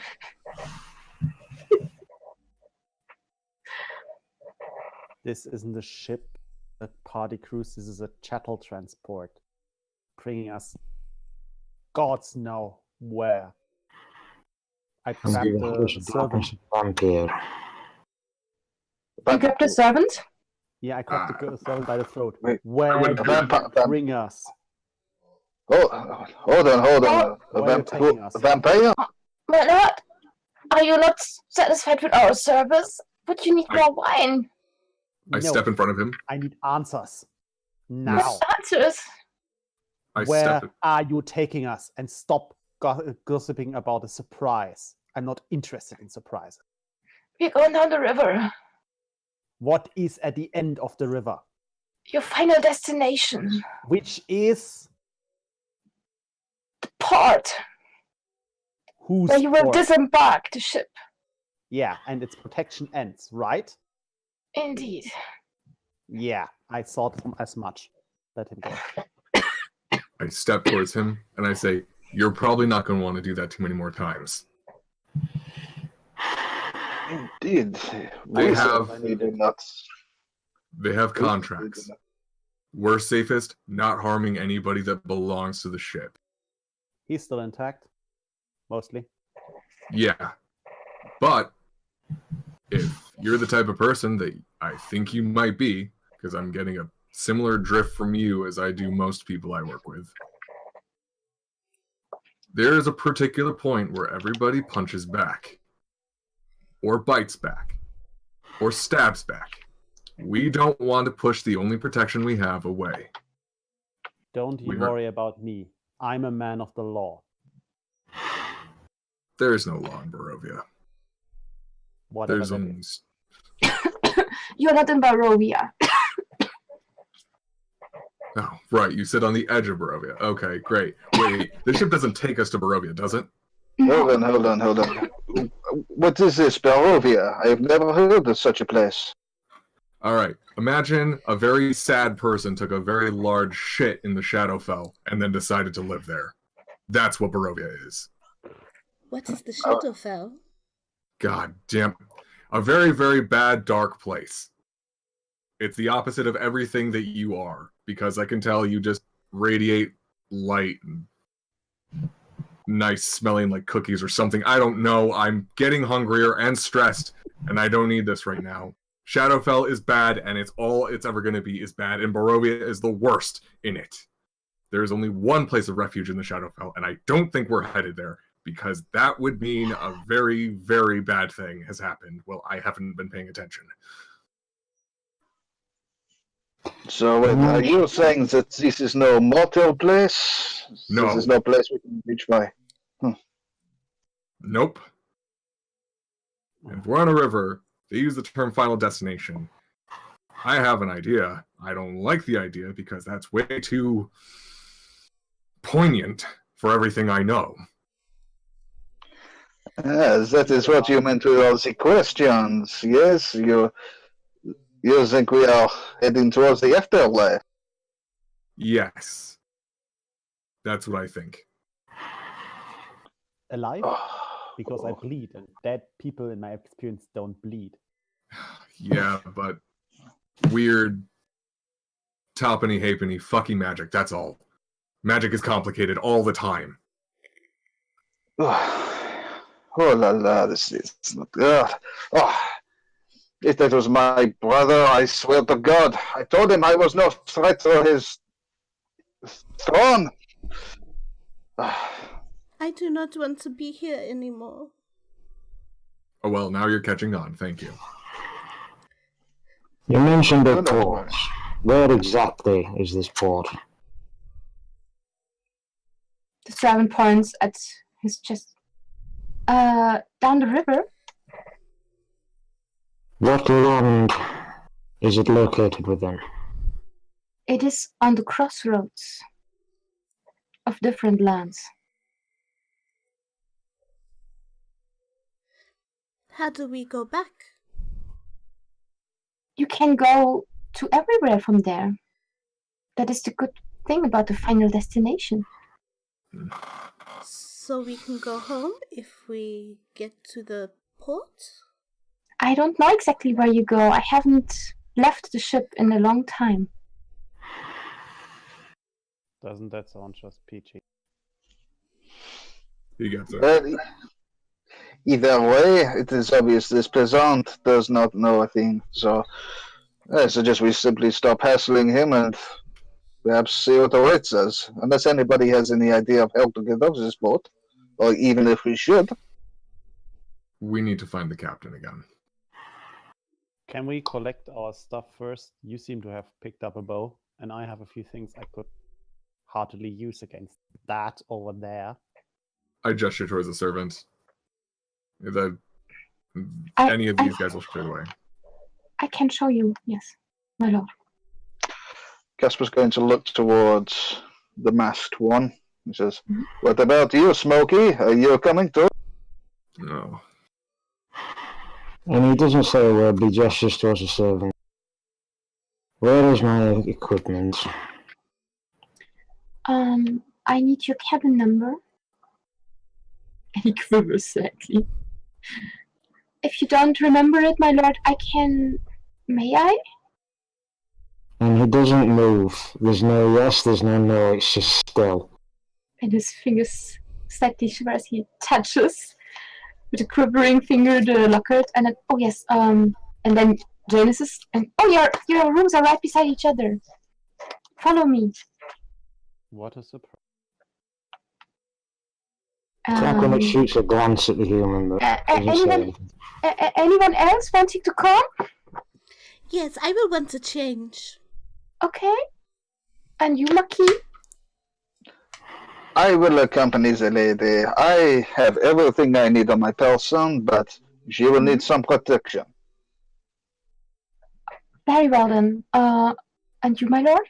And looks at Alfred. No, I'll stay here and enjoy the ambiance, thank you. Okay. And then he leads everyone on the table. Before they go, Tackle makes a quick gesture towards the other immortal and says in Dragonborn, "Stay with him." Nods at Aelfric. Yes. Of course, my lord. And he stands there. His arms are not crossed, but there is something closed off about his body language, but his arms just hang loose by his side in this loose jointed manner that tells you that he could draw all his weapons that he needed in less than a heartbeat, basically.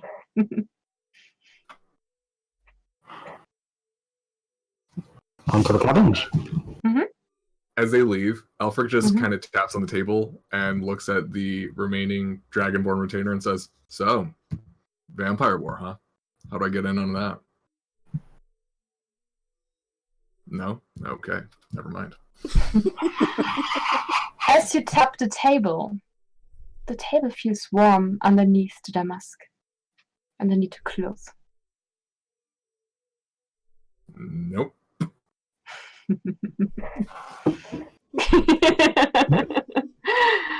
As does the chair beneath you. This place is too tasty for me.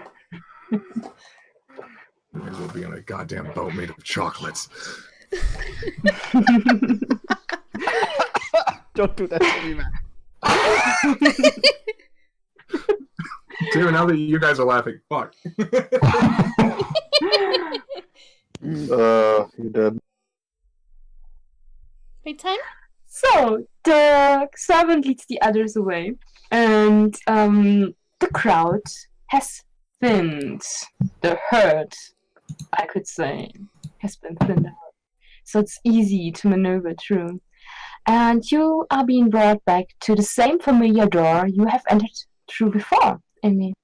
And you brought into the hallway. A slightly different way. It's like they are taking the same fast route that Alfred had been taking to his cabin. And there is no laughter in the hallways. In fact, the hallways are empty. It is eerily quiet. Besides your chatter, in case you are talking, and your footsteps, the rustling of Aime's skirts can be heard, and it's eerily loud in the quiet hallway. The sound seems to reverberate through, and it seems to get longer as you walk through it.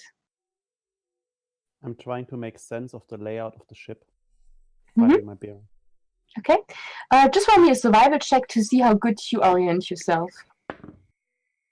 21. But your roll, and from what you saw, you would guesstimate that the ship is at least 12 foot broad, basically. And judging from the length of the deck and the length of this hallway, you would say that the ship is at least 360 foot long. So about 110 meter, something like that. Yeah. So it's a pretty damn big cruise ship. And from the flight of stairs and from how low you are in the water and what you can see through the bull's eyes, you'd say that there's at least one other floor beneath this. So maybe 3 passenger floors, and then the whatever's underneath that the crew and servants use for storage and whatever they need to propel the ship.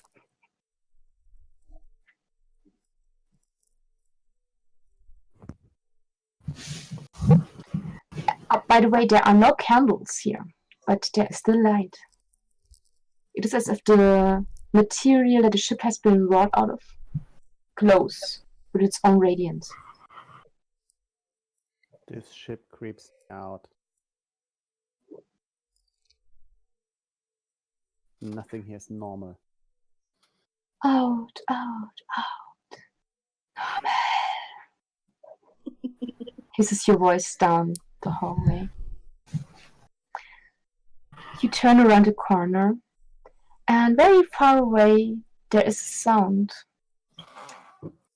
The voice you heard before singing. The singer must be on the same floor, maybe, and you can hear her voice. La la la la la la la la la.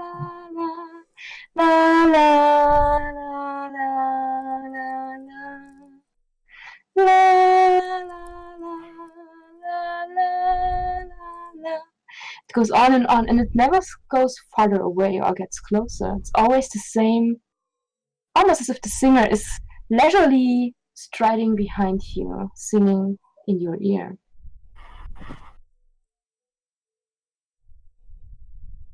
The servant stops and says, "My lady, my lords, your cabins," and points at 4 doors Amy, you recognize yours as the servant opens it for you, and he shows the others into their rooms as well. And you all see small but luxuriously furnished cabins. It's all the same material. It's basically as if the bed and desks and chairs just grew out of the floor and have been bedecked with this expensive-looking cloth and bedspread and tapestries on the walls. They are dimly lit, and your baggage sits very neatly and orderly at the foot of the bed. Your weapons are arranged atop them, just ready to just grab them. The only thing that's missing is maybe mint chocolate on your pillow. Is my oilcloth back there with my trophy? Yes. Everything is there. Everything but your horse.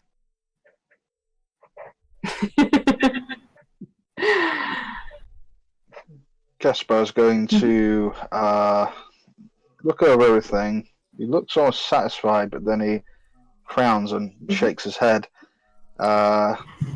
He's actually going to ignore the weapons that are set out, but he's going to reach down to his boots and pull out a dagger that had been concealed up to now.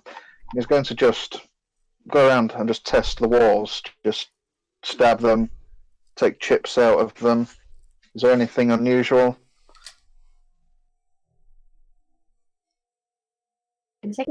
No, it looks all like it usually looks.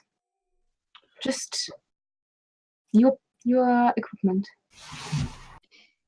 Wickedly sharp, as if someone has taken a whetstone to it and sharpened the knives and everything. But other than that, it's perfectly clean. Your clothes are folded and have been straightened out. Everything smells freshly washed, so yeah. So Well taken care of. if he actually takes his dagger and makes a mark in the wall of the cabin, he's going to just take it and push the point into the wall and you just push the prise point it to out. the wall, but you can't penetrate. So it just stops Roll me a dead at the wisdom wall. saving throw. Or rather, a charisma saving throw, I should say.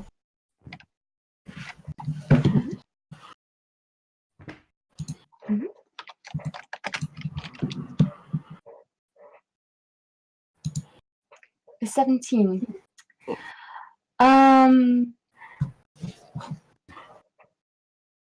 You have this gut feeling. I shouldn't do this. And you just... It is as if you have touched a hot plate or something.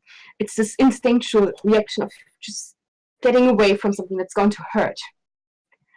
You don't take damage, but this is not a good idea. I really don't want to do that, says your gut. He recoils again as if burnt and frowning, all of his previous joviality and lightness completely gone, and he tucks the dagger back into his boots. And he's just says, "A living thing indeed." And with that, sorry, just last thing he's going to look amongst his possessions, and he's going to take out a small box that's wrapped in cloth, and he just holds it up. He says, "I think I will be needing this tonight." You most likely will. And with this, dear viewers, as Marquis Gaspar is rethinking his life choices, maybe, and changes his pants to be battle ready, of course, nothing else. We will take a quick 5-minute break to maybe also change our pants. And we will be back. Please stay around, listen to the creepy music I selected for your hearing pleasure, and we see you soon. That's a promise and a threat.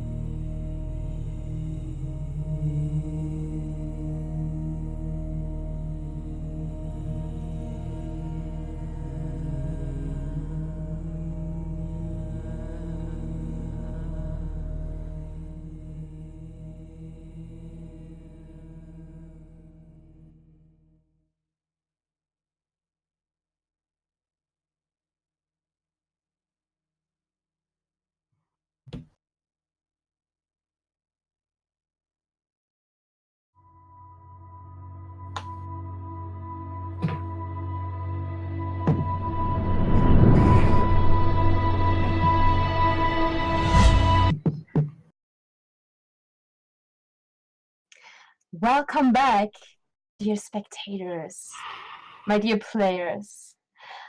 We have 4 of our edgy characters. In their cabins, you are not. You are the prima donna. You're not. We're in the black That's toilet. what you are. But 4 of them are in their cabins, and one of them is all alone on top of the aft deck, sitting on a living chair atop a living ship. Although not all alone, there is another dragonborn right next to him, standing watch, as Alfred is gazing into the dark, misty night over blood-red waters, into the shadows of the trees, where red eyes are glowing at him hungrily, cold, and angry. What I does turn to Alfred do? I turn to the Dragonborn. I say, "You know, Jim, if this turns out that some gnome hit me in the back of the head while I was camping, I'm gonna be really pissed off." No? Damn, I've been working on that one for like 2 minutes. What is taking them so goddamn long? I just fold my arms, lean back in the chair. He towers over you, emitting this quiet menace. Towards you, towards the ship, towards the surrounding. He doesn't discriminate. My lord will return when he's well and ready. Yeah, I figured it would be something along the lines of that. Maybe you want to get ready as well. I am ready. And there's a moment, there's like an almost kind of awkward like moment where Alfred feels like he has to like prove himself. He just got bow, stakes, manacles, dagger, secrets. I am ready. Cute.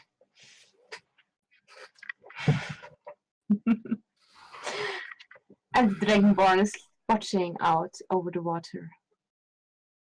And then he leans forward, standing on the balls of his feet as if ready to spring. His hands hovering closer to his weapons. He says, I think there are more things in the water. Well, if the summer camp intern was right, then we're okay for right now. Trust me. And I point to the bow on my back. I'll know when things are going bad. I trust you. His snout, his nostrils curl and his look, but he doesn't say anything. Yay, racism. And I just kind of shift in my chair. Your bow.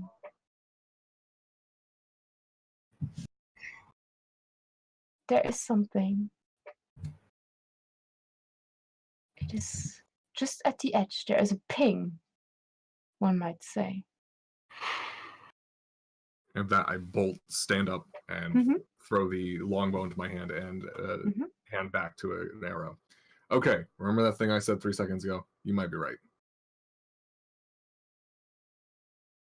Something is coming closer. That's what your bow tells you. Do right I at see the edge. anything? No, you don't. But you can feel through the bow that it must be quite near. Like in 30 feet or so. I turn to the Dragonborn and I say, I know you don't take orders well from other people that aren't him. So I make a suggestion. Be ready. Than you are now. And with this one fluid moment, he draws his 2 weapons and stands there battle ready. What is it? Something we can't see. It's his tail is slashing like that of a nervous cat.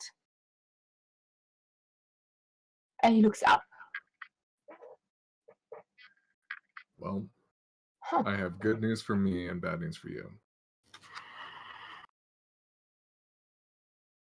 I quickly form the mark of like a holy symbol over myself, and I cast protection from evil and good on myself. Okay. All right. The good news is I can protect you. The bad news is you don't have the same type of protection I do. Cute. So where is this attack that you told me about? Coming. And he stumps towards the edge of the boat, closer to the water. And he leans forward to look over. And this triumphant aha as he tries to step over the side of the boat. And suddenly something comes out of the water, engulfs him, and draws him over the edge. Oh, look, I'm surprised. No, I'm not. And I put my arrow in my bow, and I pull it back in that direction. Please roll me initiative. But you're not surprised because of the weapon of warning. And I have advantage on it, too.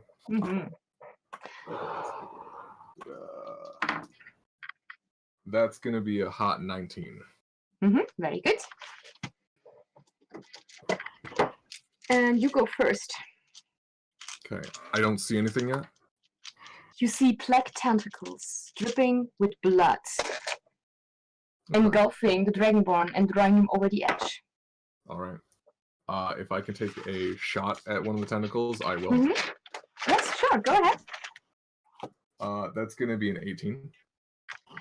An 18 is hit. Okay. That is the wrong type of die. That's going to be 9 points of damage on the first shot. Yeah, go ahead. Okay. Okie dokie. You pierce the tentacle, and there is this piercing screech out of the water as the tentacle lets go and flails in your direction and bounces off of a shimmering shield of magical protection. You can see the suckers at the bottom of the tentacle basically just touching that shield and then recoiling, trying from another angle, not able to reach you. There's this sort of quiet moment as I could take the second shot. I put the bow back over my shoulder and I sit down and I go, neat. And I put my feet up on the table. The corporal is gone. The tentacles basically pull him over the edge of the boat, and you see the smear of blood where he stood. River water that dripped from the tentacles. And as you watch, it is as if something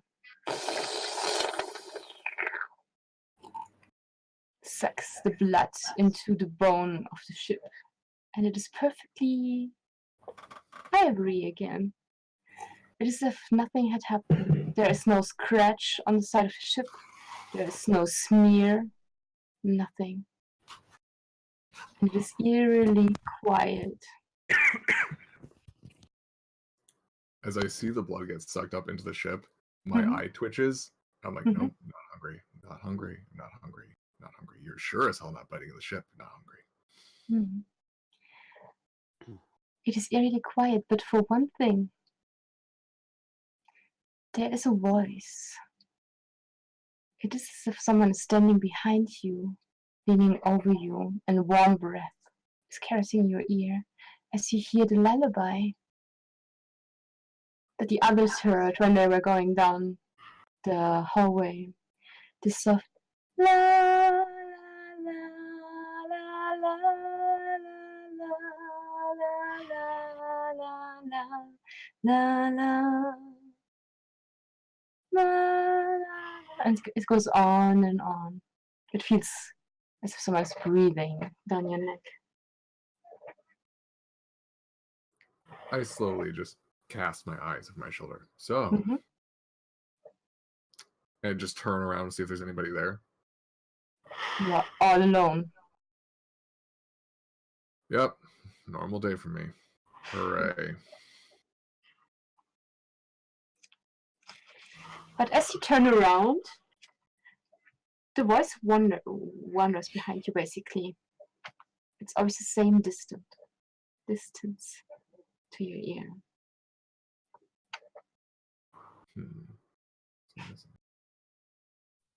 All right.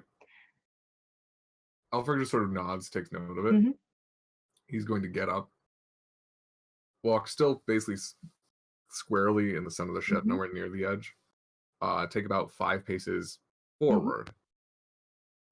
Does it seem to grow fainter or louder? It does not change. At a guess, it's as if it comes from below you, basically. But this is also as it comes from behind. All right.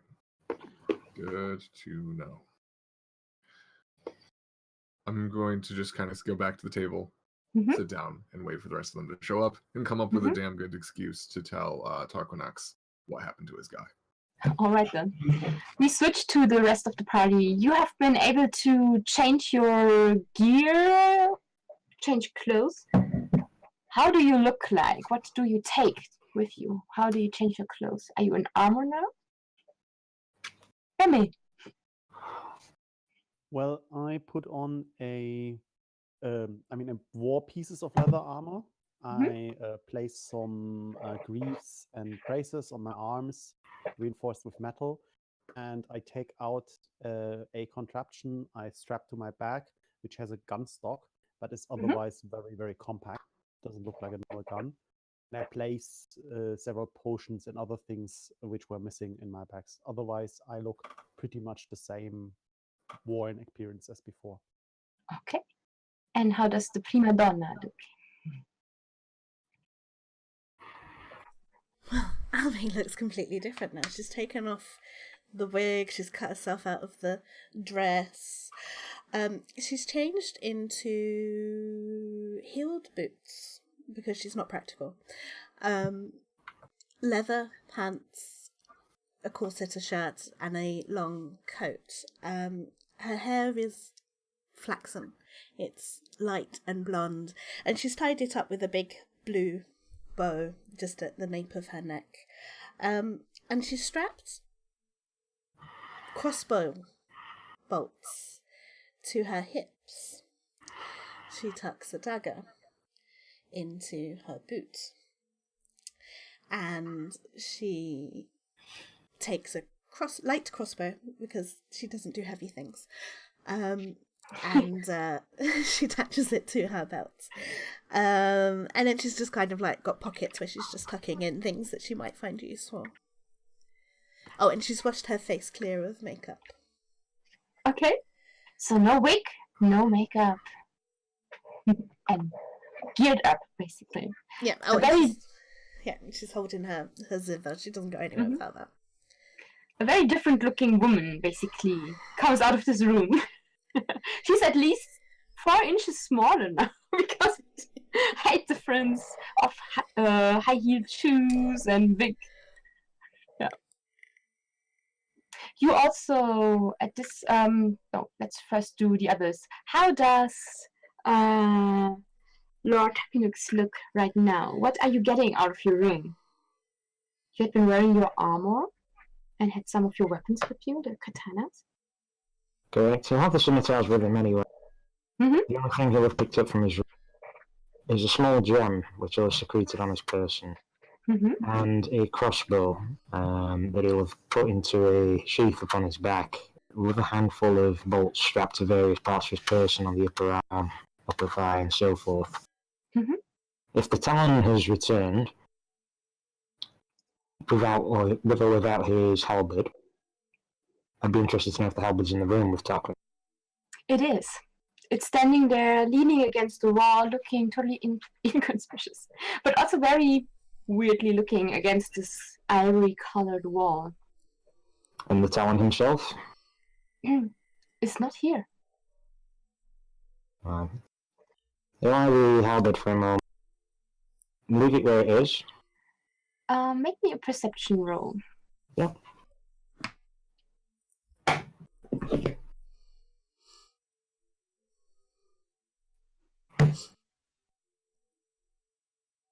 23. Oh wow, that is a high perception. For once.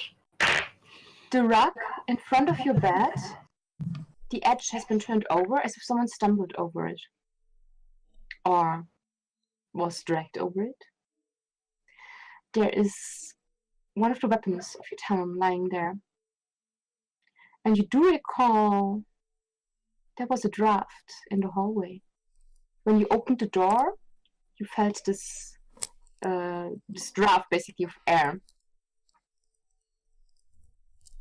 There is no window in your room because basically the outside of the ship, the hallway, your cabins, and there's something behind your cabin most likely because otherwise it wouldn't make the whole length of the ship or the width of the ship.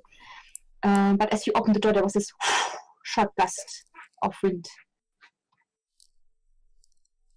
Okay, he stops and kneels down to investigate first the rogue and the weapon. Mm-hmm. And his eyes glint for a moment before he picks himself up, and his hand goes to the sword and pulls it clear of the sheath. He moves his left hand through, but the right is out. And he has a quick look around to see if he can suss out the source of the draft. Mm-hmm. When you open the door, the draft starts again, basically. There's this short gust of wind, and you see that one of the bullseyes is open. One of the what, sorry? Of the windows, of the round windows in the hallway is open. He'll go over to investigate. He'll not look out as yet. Mm-hmm. He'll check it over first just to see if there's any sign of tampering or anything that he can spot. There are no scratches or something, no blood on the floor.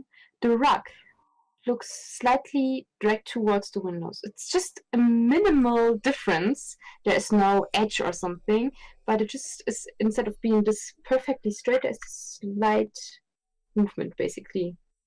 As if someone had drawn something or dragged over it, and just... And this window opens out to the water of the ship, the side of the ship, basically. Mm-hmm. So he'll stare at it for a long moment, sheath the scimitar, and he'll take the halberd, holding it at the base, and just lightly poke the window fully out. Oh, the window is already open. Okay, right. Yeah, it's just a frame, basically, at the moment. In that case, he'll continue and he'll just poke the blade of the halberd through the window with a light grip held on it, just to see if there's any reaction. You can poke it through. It fits through. It is not huge, the window, but basically the blade and the spike end of it just pass through without problem. And he holds it there for a moment or two, moves it about a little bit of a sway. You hear a piercing screech from the other side of the ship. And he'll, if there's nothing further, he'll pull the halberd back sharply, toss it down onto the bed, and stalk out of the room. And still what? And stalk out of the room. Okay, alright. Not waiting for the others, I'm guessing, right? He'll hover in the hallway for a moment or two, but he'll knock on the door next to him, which I believe was Janice, and just hammer at it. He has already been waiting for you because he was the one who just basically tapped on the rest of his armor and grabbed his weapons and was pretty fast. He didn't have to, I don't know, get out of a dress into something else. Okay, as he steps out the door, the blade's going to come back out, and he's going to look to the figure. You heard the noise? Yeah, oh, yes, you did. Something was hit. Gather the others, and he'll hammer on the doors of those that haven't appeared out yet. Yeah. So, Emma is coming out. Maki, what do you look like? If possible. And are you wearing brown duckskin? Never mind. From out of the shadows, where the toilet or what have you doesn't quite reach, he's going to step out, having already been there for some time with a. He's going to from person at first. He's where before he kind of had a bit of a fanciful, delightful kind of. He's now straight back, silently, makes no sound, and you see that his outfit it's still a fine finely made woven doublet pantaloons and dark black leather boots, but in half, one half of vertically down the middle, one half of his outfit is beautiful pearly whites with gold stitching and embroidery, and the other half is pitch black. The most thing about him is hair down and face. You're trying to fix your audio, right? Because you sound like Robo Casper has made a appearance. Gonna get a whole lot better in a minute.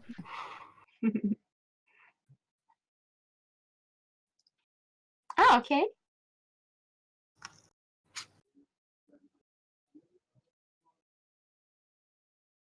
Now I can understand him. He's a man, we always need help. Yeah, it's no longer robot-y. That's what took him so long. I imagine the monkey like...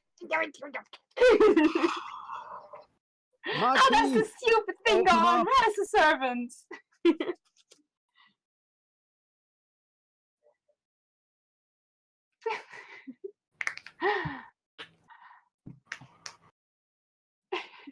It's alright, we're only being hunted to death, there it is. Ooh. Look at that.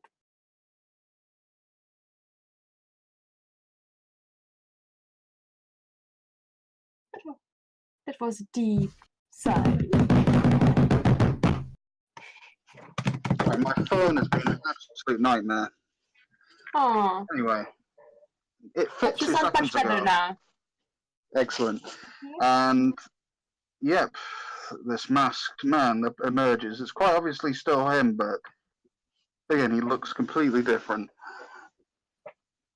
He looks to Ame, and he says, "Why, madame, if it was to look even more radiant than you did before."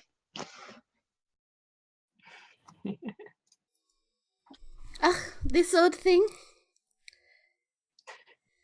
The understated look suits you, I think. Save your posturing, we are being hunted. You can flirt later. If we're Ah, still yes. There is always time for flirting, my friend. Anyway, shall we go and see what all the fuss is about? Let's go. Arm yourself. I draw the sword strapped to my side. Mhm. Light 1.5-handed sword. I hold my Hold in the zither light tighter. So we basically have this moment where everyone steps out of the room, the group chats for a moment, then they turn around and go down the hallway next to each other, all geared up and ready for trouble. And you hear most likely this super hero music in the background playing, like a fanfare. Maybe the sitar is being played for a moment by, there's a sound going through the hallway as you say, like, heroes? Now Arriving. we just need something to trudge through. The hallway looks a bit dimmer, and there's a slight breeze coming through the one open window. It is as if that open window and the slightly moved carpet has broken a spell. The perfection of before has been disturbed. You still hear the voice singing. Most of you heard that screech. Other than that, it is quiet. You don't hear other passengers. You don't see any servants anymore. And you can't hear anything but your footsteps and the rustling of your clothes, and maybe the sitter, if I may, would play a note on it or anything. But it is easy to find your way back to the top of the ship, because you just have to follow the hallway. Has it always been that long? How many steps have you taken when you first went to the cabin? Is it the same amount of steps that you now take? The hallway seems to stretch into eternity as you walk and walk. But suddenly, you are at the door. You can move outside into the night air. Before, I gesture for the others to wait, Mhm. and basically step through the door in an en garde position, ready to deflect whatever hits me. roll me a perception check as you stand outside. Of Sensing his hesitation, Caspar will also ready in action, basically. Okay. Okay. For a moment, you think something has been moved aside at the ship, and you hear the slight pletch, the sound of water being disturbed. Other than that, there's no one around. Not in your close proximity. Seems all legit, perfectly safe, perfectly harmless. She Oh, says. nothing here.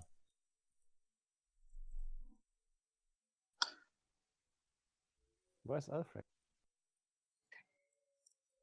Last you saw him, he was atop the aft deck in the party area. You mean Capitan Moody? I believe he was back towards where the party was being held, was he not? You're muted. No, I was mouthing. I was just mouthing. Me? I'm not moody. No. I realize I have no expression, so I'm just going to... Jason, you're breaking up so much. I'm not sure why. So, what next?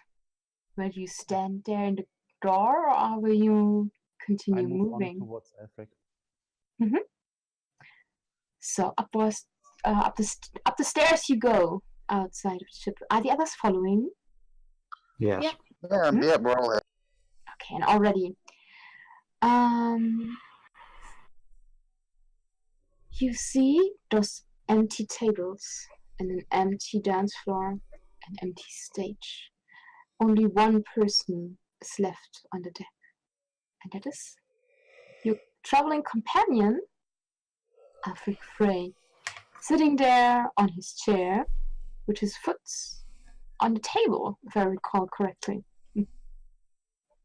Takunix storms up and comes to a halt at the sight, and he stares coldly out at the figure. And the only perceptible motion is a slight tightening grip on his blade. Where is the note, Alex? So, the good news is that the shield is holding, and he was very brave in testing it. The bad news is you now have an opening in your servants.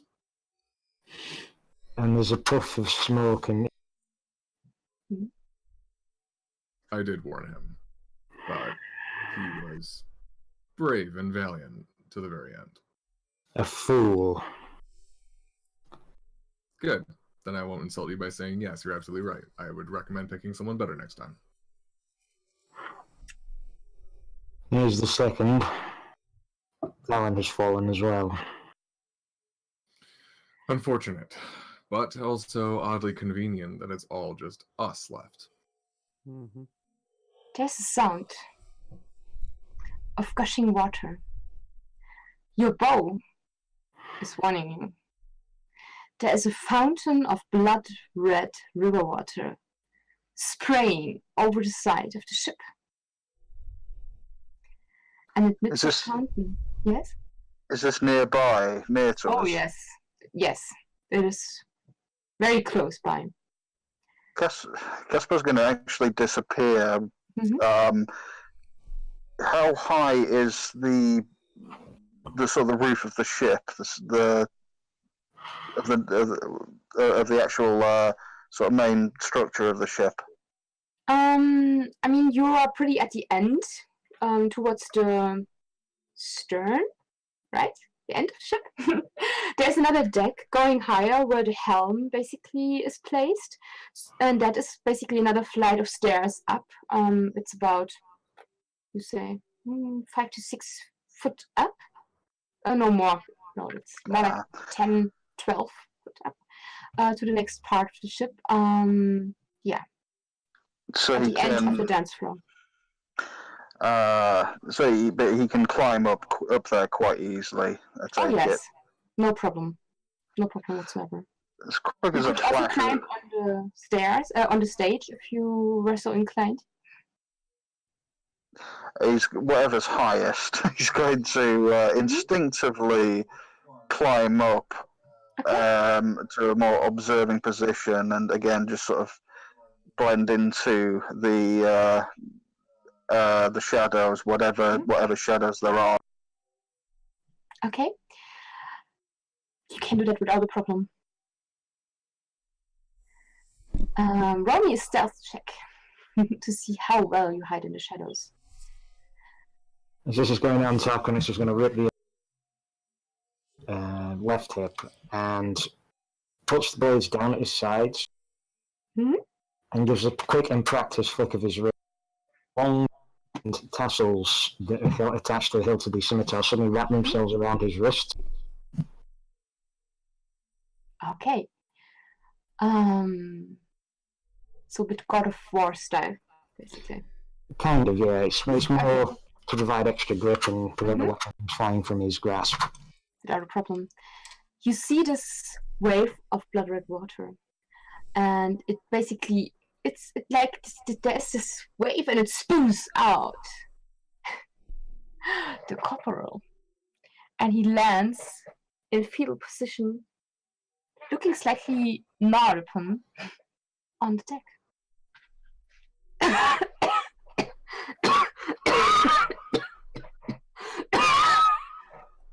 Oh look, I found him. Tarkus doesn't move. He moves his head to look and looks back at Aelfric. What happened to him?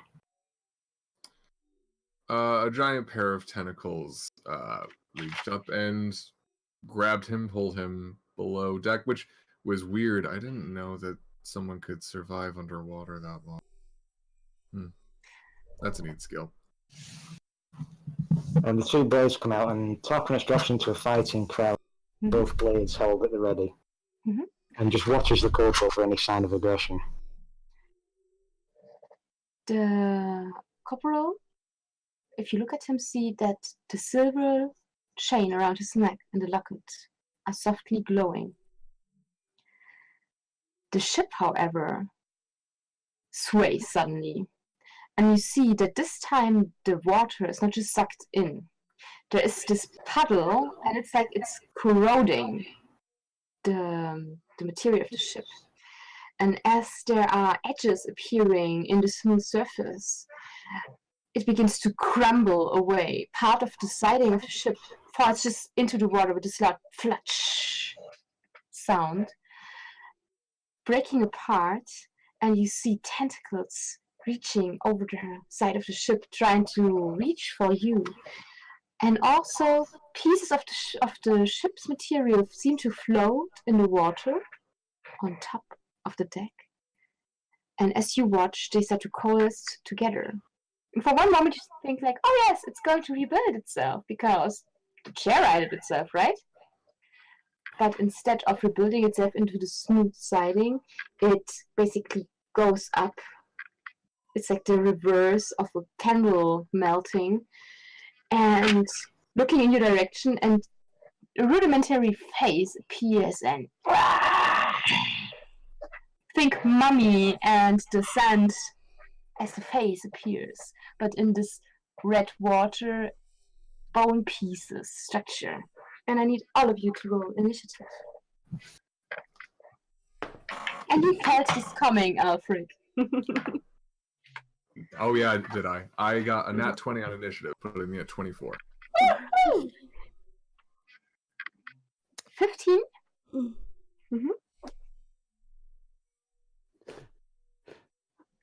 Yes? 10. 10. Okay. I said I rolled well with my stats, not with everything else. Okay. Also a 10. Also a 10. Which one of you has the higher dex? 20. Who's going first? Okay. And you, Gaspar? 17? Alright. I bet you're very happy to hear that I also rolled a natural 20. Great. The DM giveth and the DM taketh away. So, let me just quickly check. The assassin's instincts serve one well in this situation. Stay nice and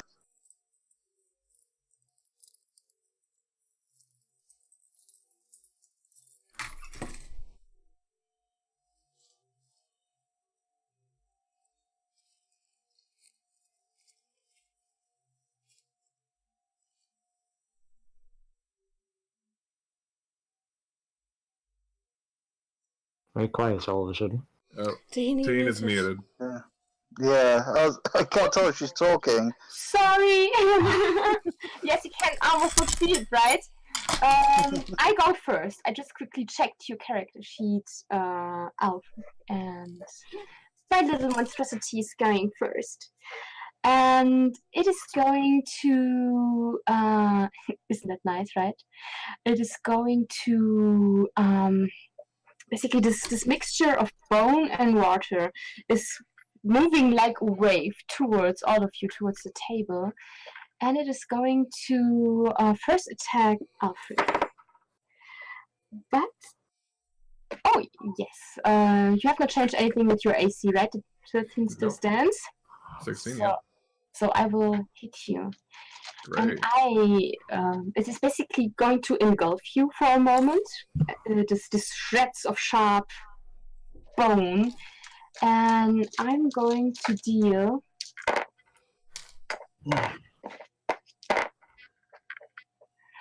35 points of piercing damage as the sharp edges of bone pierce you. And I'd like you to interrupt. smell. Yes?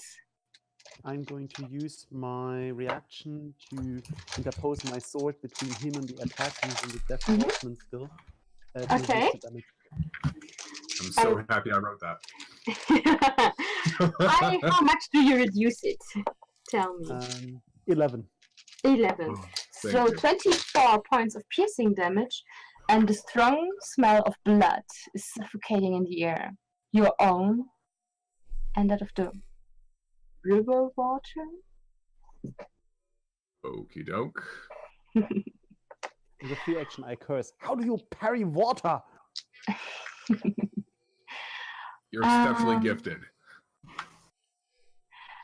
And it is also going as you so conveniently close now, my dear Janus.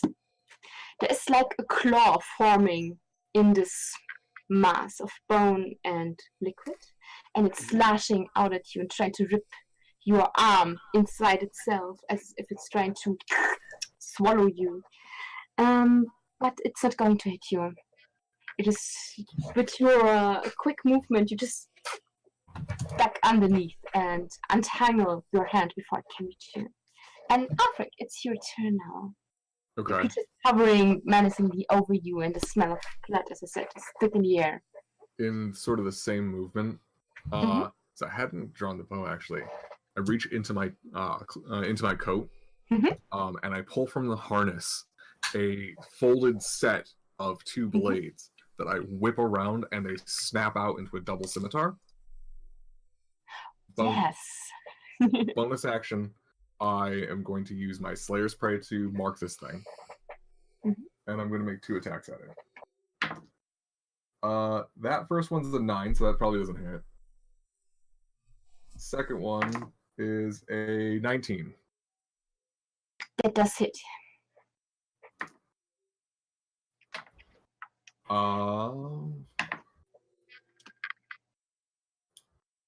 9 points of slashing damage. As you basically slash through, there are bits and pieces falling out of the mass, landing on the deck, and they don't seem to crawl back to the rest of the amorphous figure. So you can obviously cut it off from the creature. And you Okay. hear this shrieking sound again. And That's weird. beneath where you cut off, you see tentacles moving inside, reaching out towards you. And Okay. is that your turn? Yeah, I'll stay where I am. Maki, it is your turn now. Okay. From the shadows high up in the ceiling of the room, 2 daggers will fly out towards the tentacles that are reaching for Elbrick. Okay.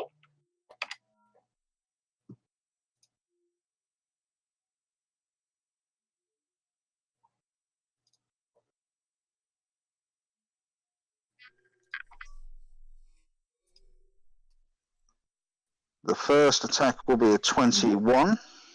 That hits.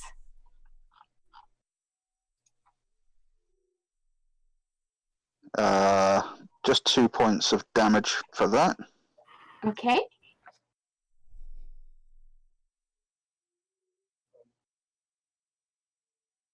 Yes. So I'm switching between screens on my phone. It's No horrible. problem. The next will be a 24. Yes, that hits also as well. That Wouldn't does you be flabbergasted if I had just said, "No, that doesn't"? more than flabbergasted. I would be Oh, pissed. 21. But that's actually much better. That is 8 piercing damage. Oh, yes. Very good. You seem to also cut off pieces, and you can see the tentacles moving and winding around in flight. And there's a slight shriek as you basically cut off bone and river water and expose the tentacles inside. And that will be all for now. Then it is Ame's turn.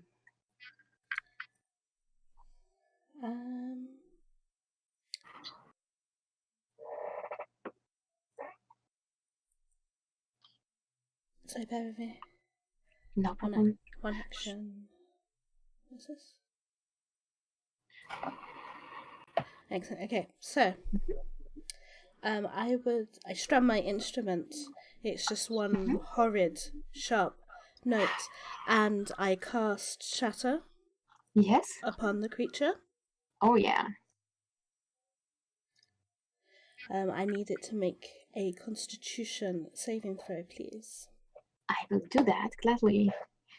I rolled a 14 on the Constitution saving throw. Okay, you've made that successfully. Oh, wait, how is my save DC 11? That can't be true. I've seen your charisma. That cannot Yeah, be exactly. true. Oh no, sorry, it's 16. It fails. Yeah, So perfect. I was looking at the wrong one. Okay, and so it takes 3d8 thunder damage. Very good. Which is 15 points of thunder damage. Oh, very good. Any creature made of an inorganic material such as stone, crystal, or metal has disadvantage on the saving throw. Okay. Yeah, the other one would have been better, so yeah. So that's for my action. For my bonus action, I continue my tune, and it's a battle chant. And Janus, you now have bardic inspiration. You can roll 1d8. Awesome. Ooh. And that is it for my turn. As the wave of thunder goes out from you and hits the creature, it lets out this piercing shriek again that I'm not going to put on you, spectators. I'm sorry. Headphone users, I'm very sorry. Just imagine it. And you can also see the whole mass starts to lose the cohesion, basically, and quivers before it rights itself, and it's also pushed away a bit. This seems to have dealt quite a big damage. Up next, unless Emily is doing something else. No, that's it for my turn. You have inspired someone, and it's his turn now. James, take it away. Yeah. I'm having interposed myself between Elfric and the thing. I look at for the biggest piece, draw my my sword back in a striking position, and try to thrust where I see a fissure. I'm trying to do a sneak attack. Is that possible? Yes, it is.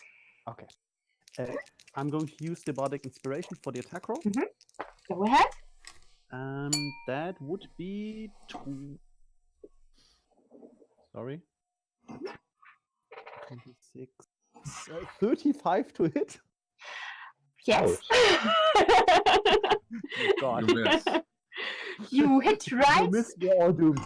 Yeah, watch him get that one on his damage. Where Alfred has cut off basically part, and you can see the black, oily-looking tentacles that are still oozing river water on top of the deck. You can hit right in there.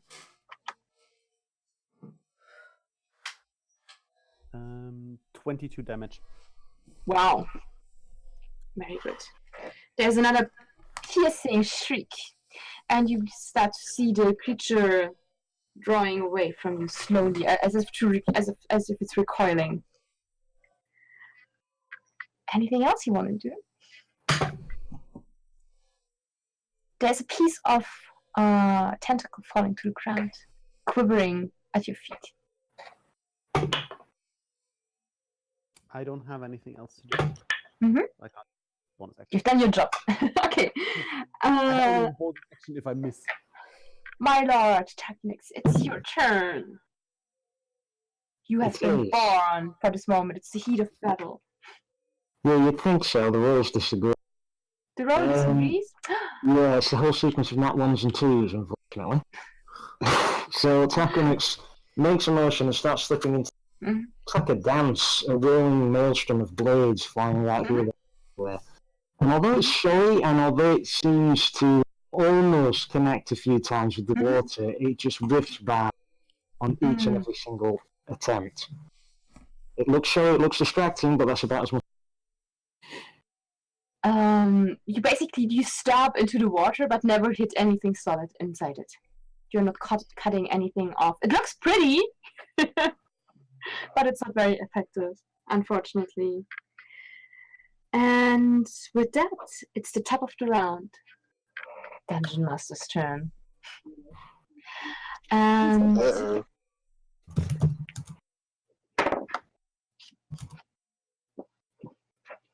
there is this tentacle lying on the floor, quivering, and the creature has this piercing shrieks. It seems to retreat slightly and lashing out with two arm-like protrusions, and it's trying to hit Janus once and Afrik once. And it does hit Janus, and it also hits Afrik. And it's going to deal... Let's see. I use Uncanny Dodge. Yes, please. Good for you. Sorry.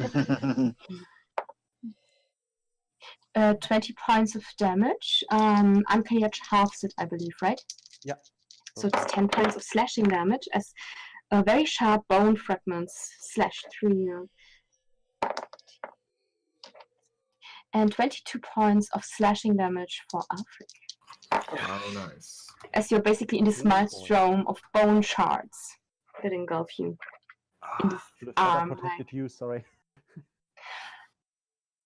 Although, let me just check. You have, no, it's too long. The protection from evil is by now has faded. Yeah. And that is the creature's turn. It tries to retreat, to draw back from you. You get an attack of opportunity. Oh, I'm taking it. Very much. Do I still have bardic inspiration, or is that used up? You I don't know used how it up. You used it. Sorry, never had a bard Mhm. to inspire people. That's what we do every round. We Mhm. just fetch bardic inspiration. Bardic inspiration. Use it or lose. Yeah, 26. Hits. you didn't need it. Yeah. 16 damage. Ooh. I rolled a 22 on my attack, and Mhm. that's a total of 8 damage. Wow. You both basically in this, like you had practices together, both lunge forward and attack, and it's as if you basically peel down this mass of water and bone and reveal the creature made out of tentacles inside. And as it is exposed completely, the screeching gets louder. The magic of the ship seems to reinsert itself and pushes the tentacles forcibly away from the ship as they flail and smoke and give off this bone, blood-curdling, screeching noises. And part of the ship looks damaged and blackened, but there is this shimmering field of magic. And the tentacle parts that have been cut off, they start to burst into flame and evaporate. And we're out of combat. Congratulations. I pull my single potion of healing, pull off the cork and down it, smash it on the side of the deck. I hate the Shadowfell. So much for we're well protected on the ship. I knew that was too good. Would someone like to make an Arcana check? Sure. I will. Mm-hmm. I look dumbly at it. Ooh. I rolled a natural 20. I rolled a dirty 20. Yes, it's a Okay. 24 in total for me. 17. Okay. It is a pretty high DC, so only Emily got over 20, right? Mm-hmm. So she's the only one who does realize that this is a variation of something that's called a bone swarm. Normally they form out of their own accord. This is a variation in that there is another creature, a river creature, and it had tried to basically drag one of the passengers down and also attack Alfred, but couldn't. And so it used the ship's own material by hurting the ship and wrapping itself in its magic for a moment to protect itself in order to get to you. But you have been way too defensive for it to make an easy meal out of you, and that's why it retreated and looked for greener pastures. But yes, your bite went quite deep. You definitely hurt the creature itself, not only the shell it formed. It's not going to attack anytime soon. You're sure of it? I do not think that creature will be back. Good. Nice to hear. I turn to Tarquinix, and Mhm. there is this impatience in my voice. So, how thrilled are you with him? And I point to the dragonborn that's in the fetal position on the ground. Tarquinus, for his part, ignores your question, marches over to the fallen dragonborn and lands a boot in his side to roll over, enough so that he can actually see the guy. I don't know if you want me to roll perception or insight or anything that might suggest that he's not who he was. Wait, that what? Just anything to suggest that he's become corrupted in some fashion. Oh, Anything out of the ordinary with him. he looks like he's very much out of breath and had been, I would say, compressed, basically, but something protected him. So the locket is gleaming, and he's alive and stable. Does not look... I mean, you can make a medicine check to see if you see and detect anything else. Yeah, why not? That's not bad, actually. 20. Not a nat 20, though. Yeah, he has no pierce marks or anything like from a vampire attack. He just looks like something grabbed him. You have seen once a stone giant pick up someone and crush them in their hand. This looks very similar in a way. He has a lot of compression marks on him on his body, but he's alive, and with a bit of healing and tender care, he should survive. Is he conscious at the moment? He isn't. He's wheezing and coughing up blood, but he's fading in and out of consciousness. Ami will jump to action, and she will lay both her hands on his head and on his chest. And before you do anything further, Tarkonix will grab both hands. What are you doing? I am fixing him. How? With magic. I need fixing. Alfric says as he slumps against a wall. If this goes wrong, it's your life that is forfeit.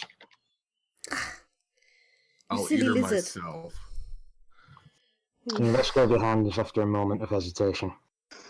She resumes. And a golden light appears beneath her palms that radiates over him, and he regains 6 hit points. Now, I don't know how much that will fix his visible wounds or how much, but he will be a lot more better. He's definitely stabilized, and he stops this weird wheezing sound that you heard as he breathes much easier and calms. And then I turn my attention to the moody leathered one, who's très chic, by the way, and and I will pick up my zither and I will cast Cure Wounds. Okay. As this goes on, For 13 points. 13, you're my new best friend.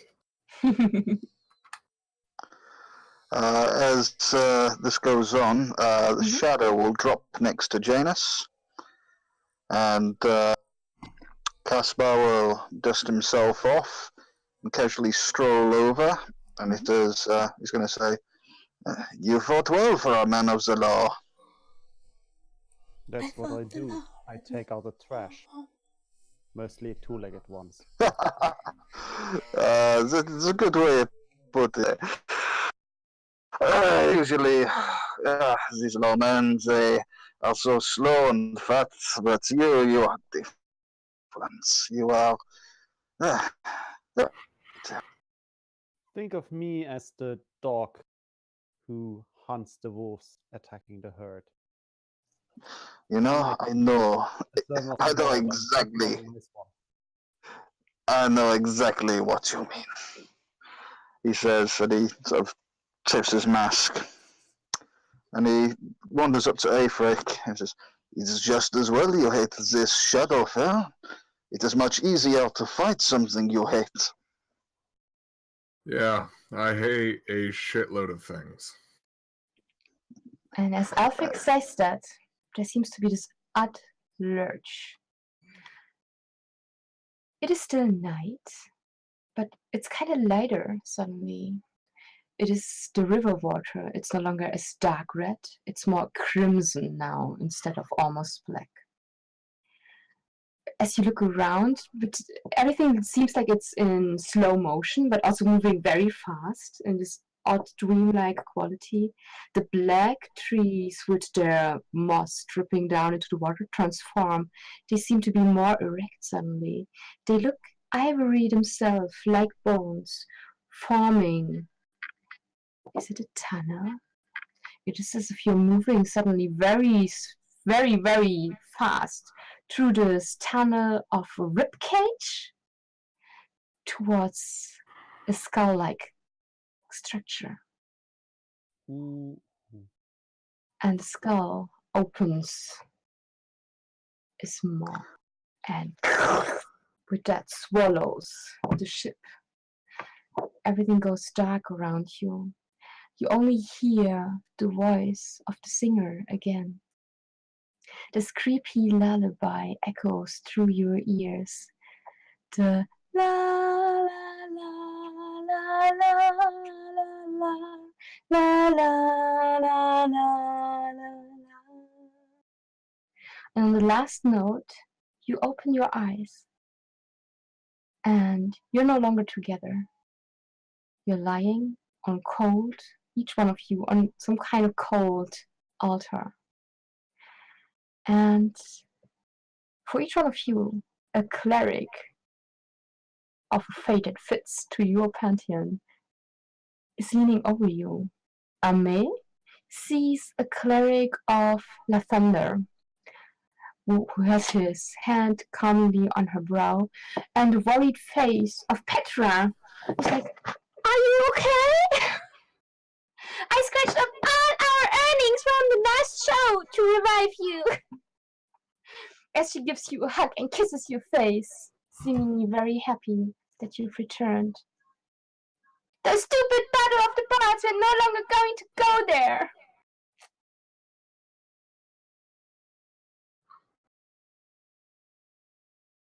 You feel like shit.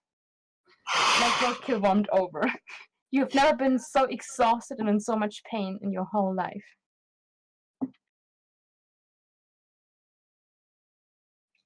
And as you ask that of your friend, camera pans over to our dear Lord Takinix.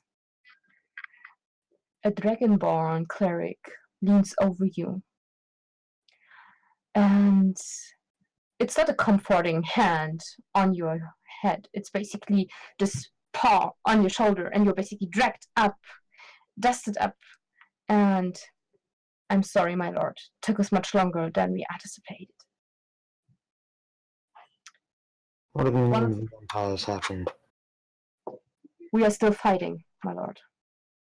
You will have a few hours of rest, then you will have to go back to the front line. I think we are finally breaching the walls.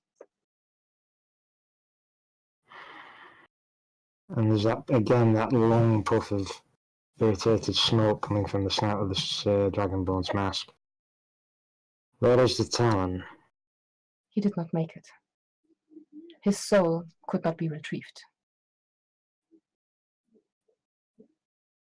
He looks it has been consumed. Can I do an insight roll on this? Of course you can. Splendid.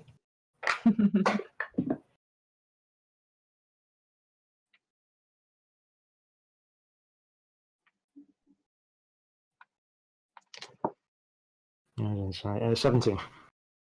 He seems to believe that he speaks the truth. I'm sorry. Where have I been for the last hour? You have been lying here for 3 days, dead. Dead? You were dead. I just dragged your soul, screaming and kicking back to your body. And now, he basically gives you this clap on the shoulder. I have more to do. Get something to eat and rest. The fight is still raging. And Takanuk seems quite hesitant and completely disoriented at all this. And the camera fades away from his puzzled eyes in the eye slits of the mask. One last word? Or words? No, you can't, go ahead. Okay.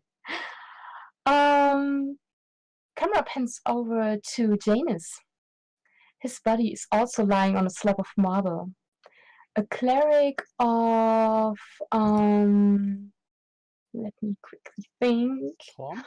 Yes, of Torm is bowing over you and having you get up and bracing you so you can regain your breath. Welcome back in the land of the living, Mr. Reed. What? You will be happy to hear that your employer has paid the fee to bring your soul back. It has traveled quite far. Where? Back from where? You had fallen in battle. You were on pursuit of the cleric. You remember, right? Yeah. His cultists, they got the better of you. But you fought bravely. We found you amidst the corpses of your enemies. You are, as always, a hero, a shining example of what the Lord's Alliance men can do, he says, and gives you this comforting squeeze. But in your heart of hearts, you feel you did not deserve that. You did not fight in battle. You fled like a coward. And they got you because you run.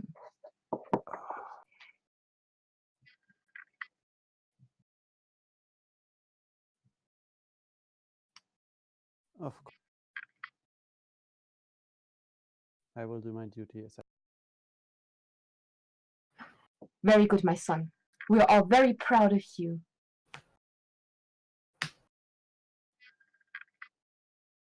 And with that, we switch over to Alfric.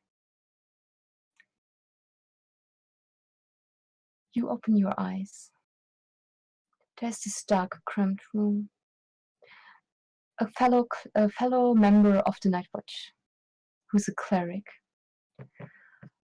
of some god of justice and grave. If there's Kalimvar in Talvain, then something like that. And looks now and then over his shoulder. Are you okay? You could have left me. No, I really couldn't. Let me guess. Imagine that the trademark long leather coat is somewhere nearby. Mhm. Pulls it up over his shoulders. Because I'm a weapon, right? Indeed.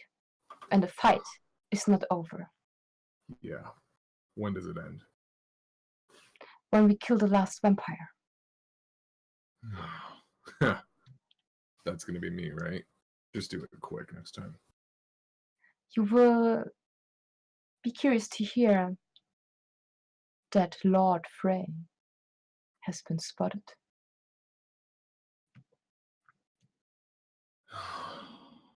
Get my carriage ready. It's already waiting. Good. And I pick myself up and storm out of the room. Okay. The last we see of Afrik is blackness billowing behind him as he disappears. Last, but certainly not least, Marquis Gaspar Guillaume Dubois. You awake, and you're lying atop a marble altar. And it is not just the grand cathedral. It is some small, quiet church somewhere far away.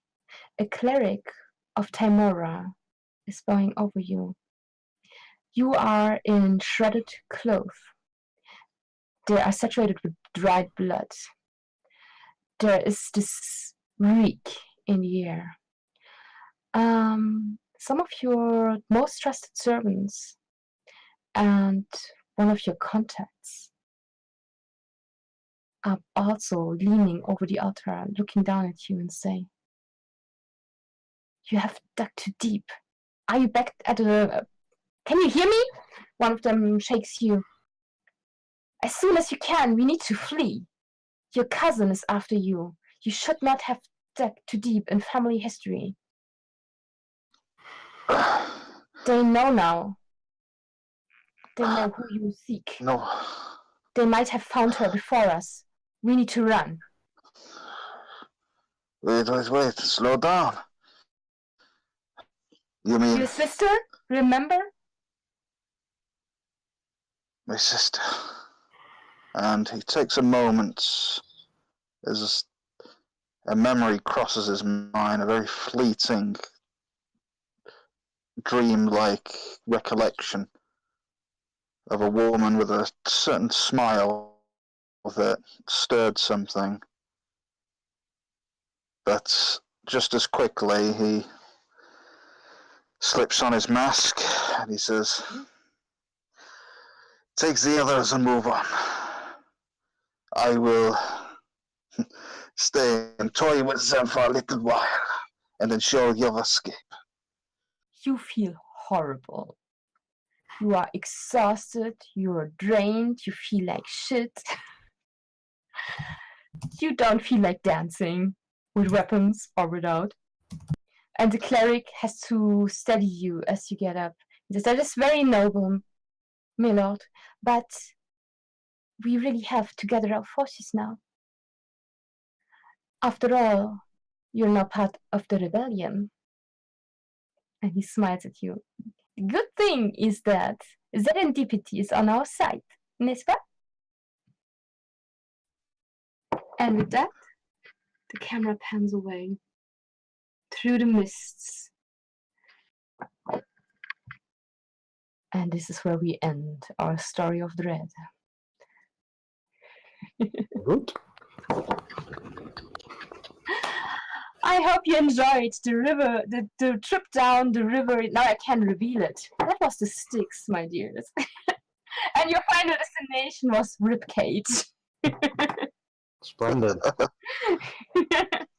Sounds healthy. Oh yes, everyone who knows Planescape and the planes knows what I mean, right? Nothing but a trip on the edge of Bartor and Barovia to get the blood flowing. Quite literally. Yeah. Well done. So, Thank you so much. Yeah, good thing with cheers. I'm going to go round. You can tell everyone where they can find you online and where they can see you next. And we start with the lady, of course, Leonie. Where can they find you, the viewers?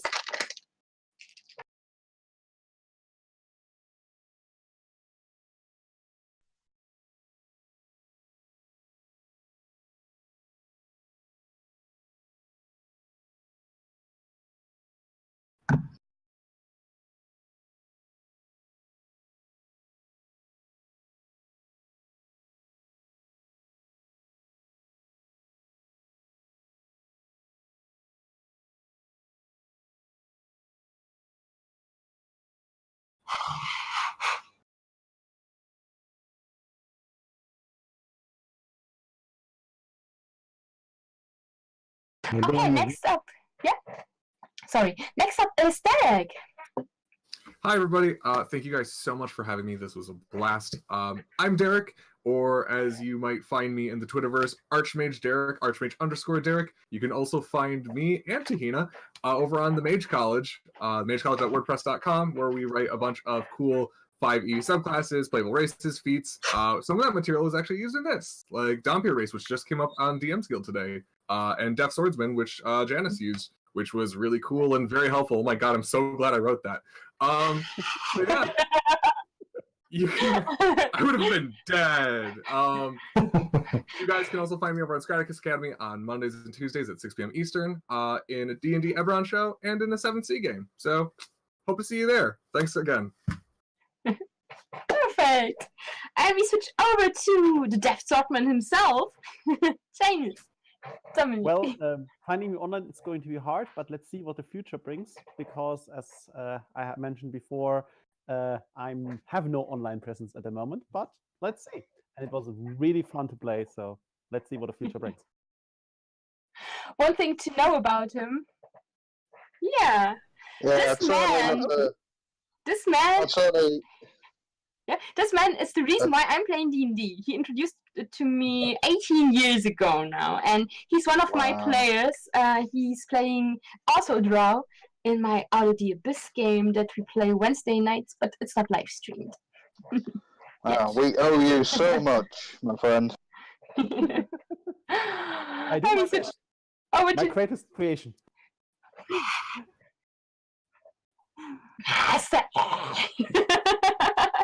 Okay, we switch over to Chase now.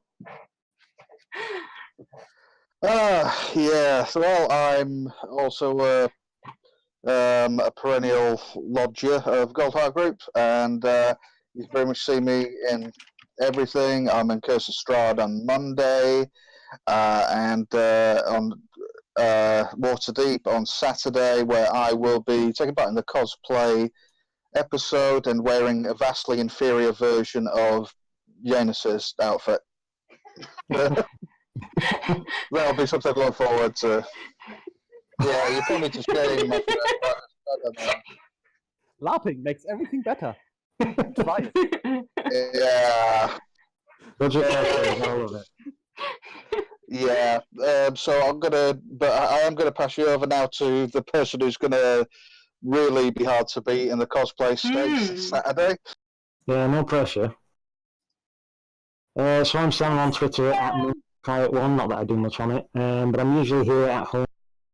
I'm in Curse Strahd on Mondays as Finney Maguire, the Halfling Ranger, and Saturdays, alternating Saturdays, I'm in Waterdeep as Atreus Karatis, a Minotaur, which gives you a hint as to how fun it's going to be doing the cosplay. But definitely tune in for that one, it's going to be interesting, to say the least. Absolutely. Editors are, as we call him, the floof! Yes. Lord of the Floofs. Yeah. So that only leaves me. Dear spectators, I am Tahina Andale. You can find me on Twitter at Tahina_Andale. I'm also part of Goldhart Gaming Group, so you can see me on Saturday as my inventor who created Janus's crossbow that he did not get to use. And I'm also going to be in cosplay, of course, because we are going into cosplay. I'm an art druid for the Mage College that Derek already plugged. And when I'm not here on Goldhart, then I'm playing Forger Flamehair over at Scarticus Academy. And also Runa Rika starred here, my Grave Domain Cleric over at Fumbles and Fame. So lots of D&D. And this week is special. This is my 4th day in a row of playing D&D live streamed, and I've made a different costume every day, so yay! Well, that's dedication. That's dedication, yeah. That's there's no such thing as too much D&D, okay? So I hope to see you everyone in chat on Saturday, and have fun. Is the prize draw still going on? So for those of you curious, there's an opportunity to win a copy of Waterdeep Dragon Heist and a set of 24 karat gold-plated die on Saturday. There's a question that you'll need to answer. It's been in previous episodes. I've known that it will be again on Saturday. We've got plenty of opportunity for you guys to work out how to win. Simple question. Whereabouts, what street is the Blackthorn Company located on in Waterdeep? The answers are out there. Do tune in Saturday to find out. You can check an entry in. Stand a good chance of winning. Subtle clue. Yeah, very, very subtle. You don't need a high perception for it.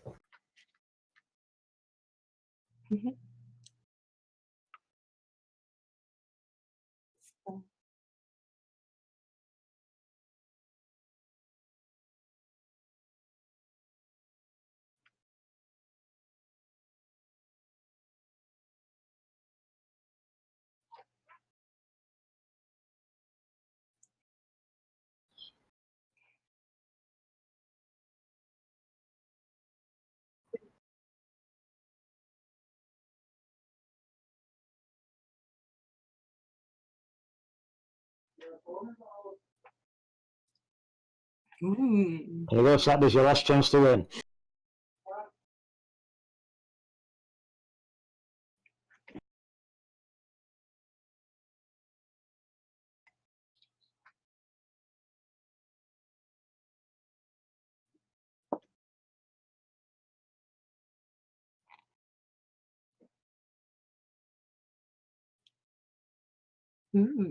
That sounds perfect.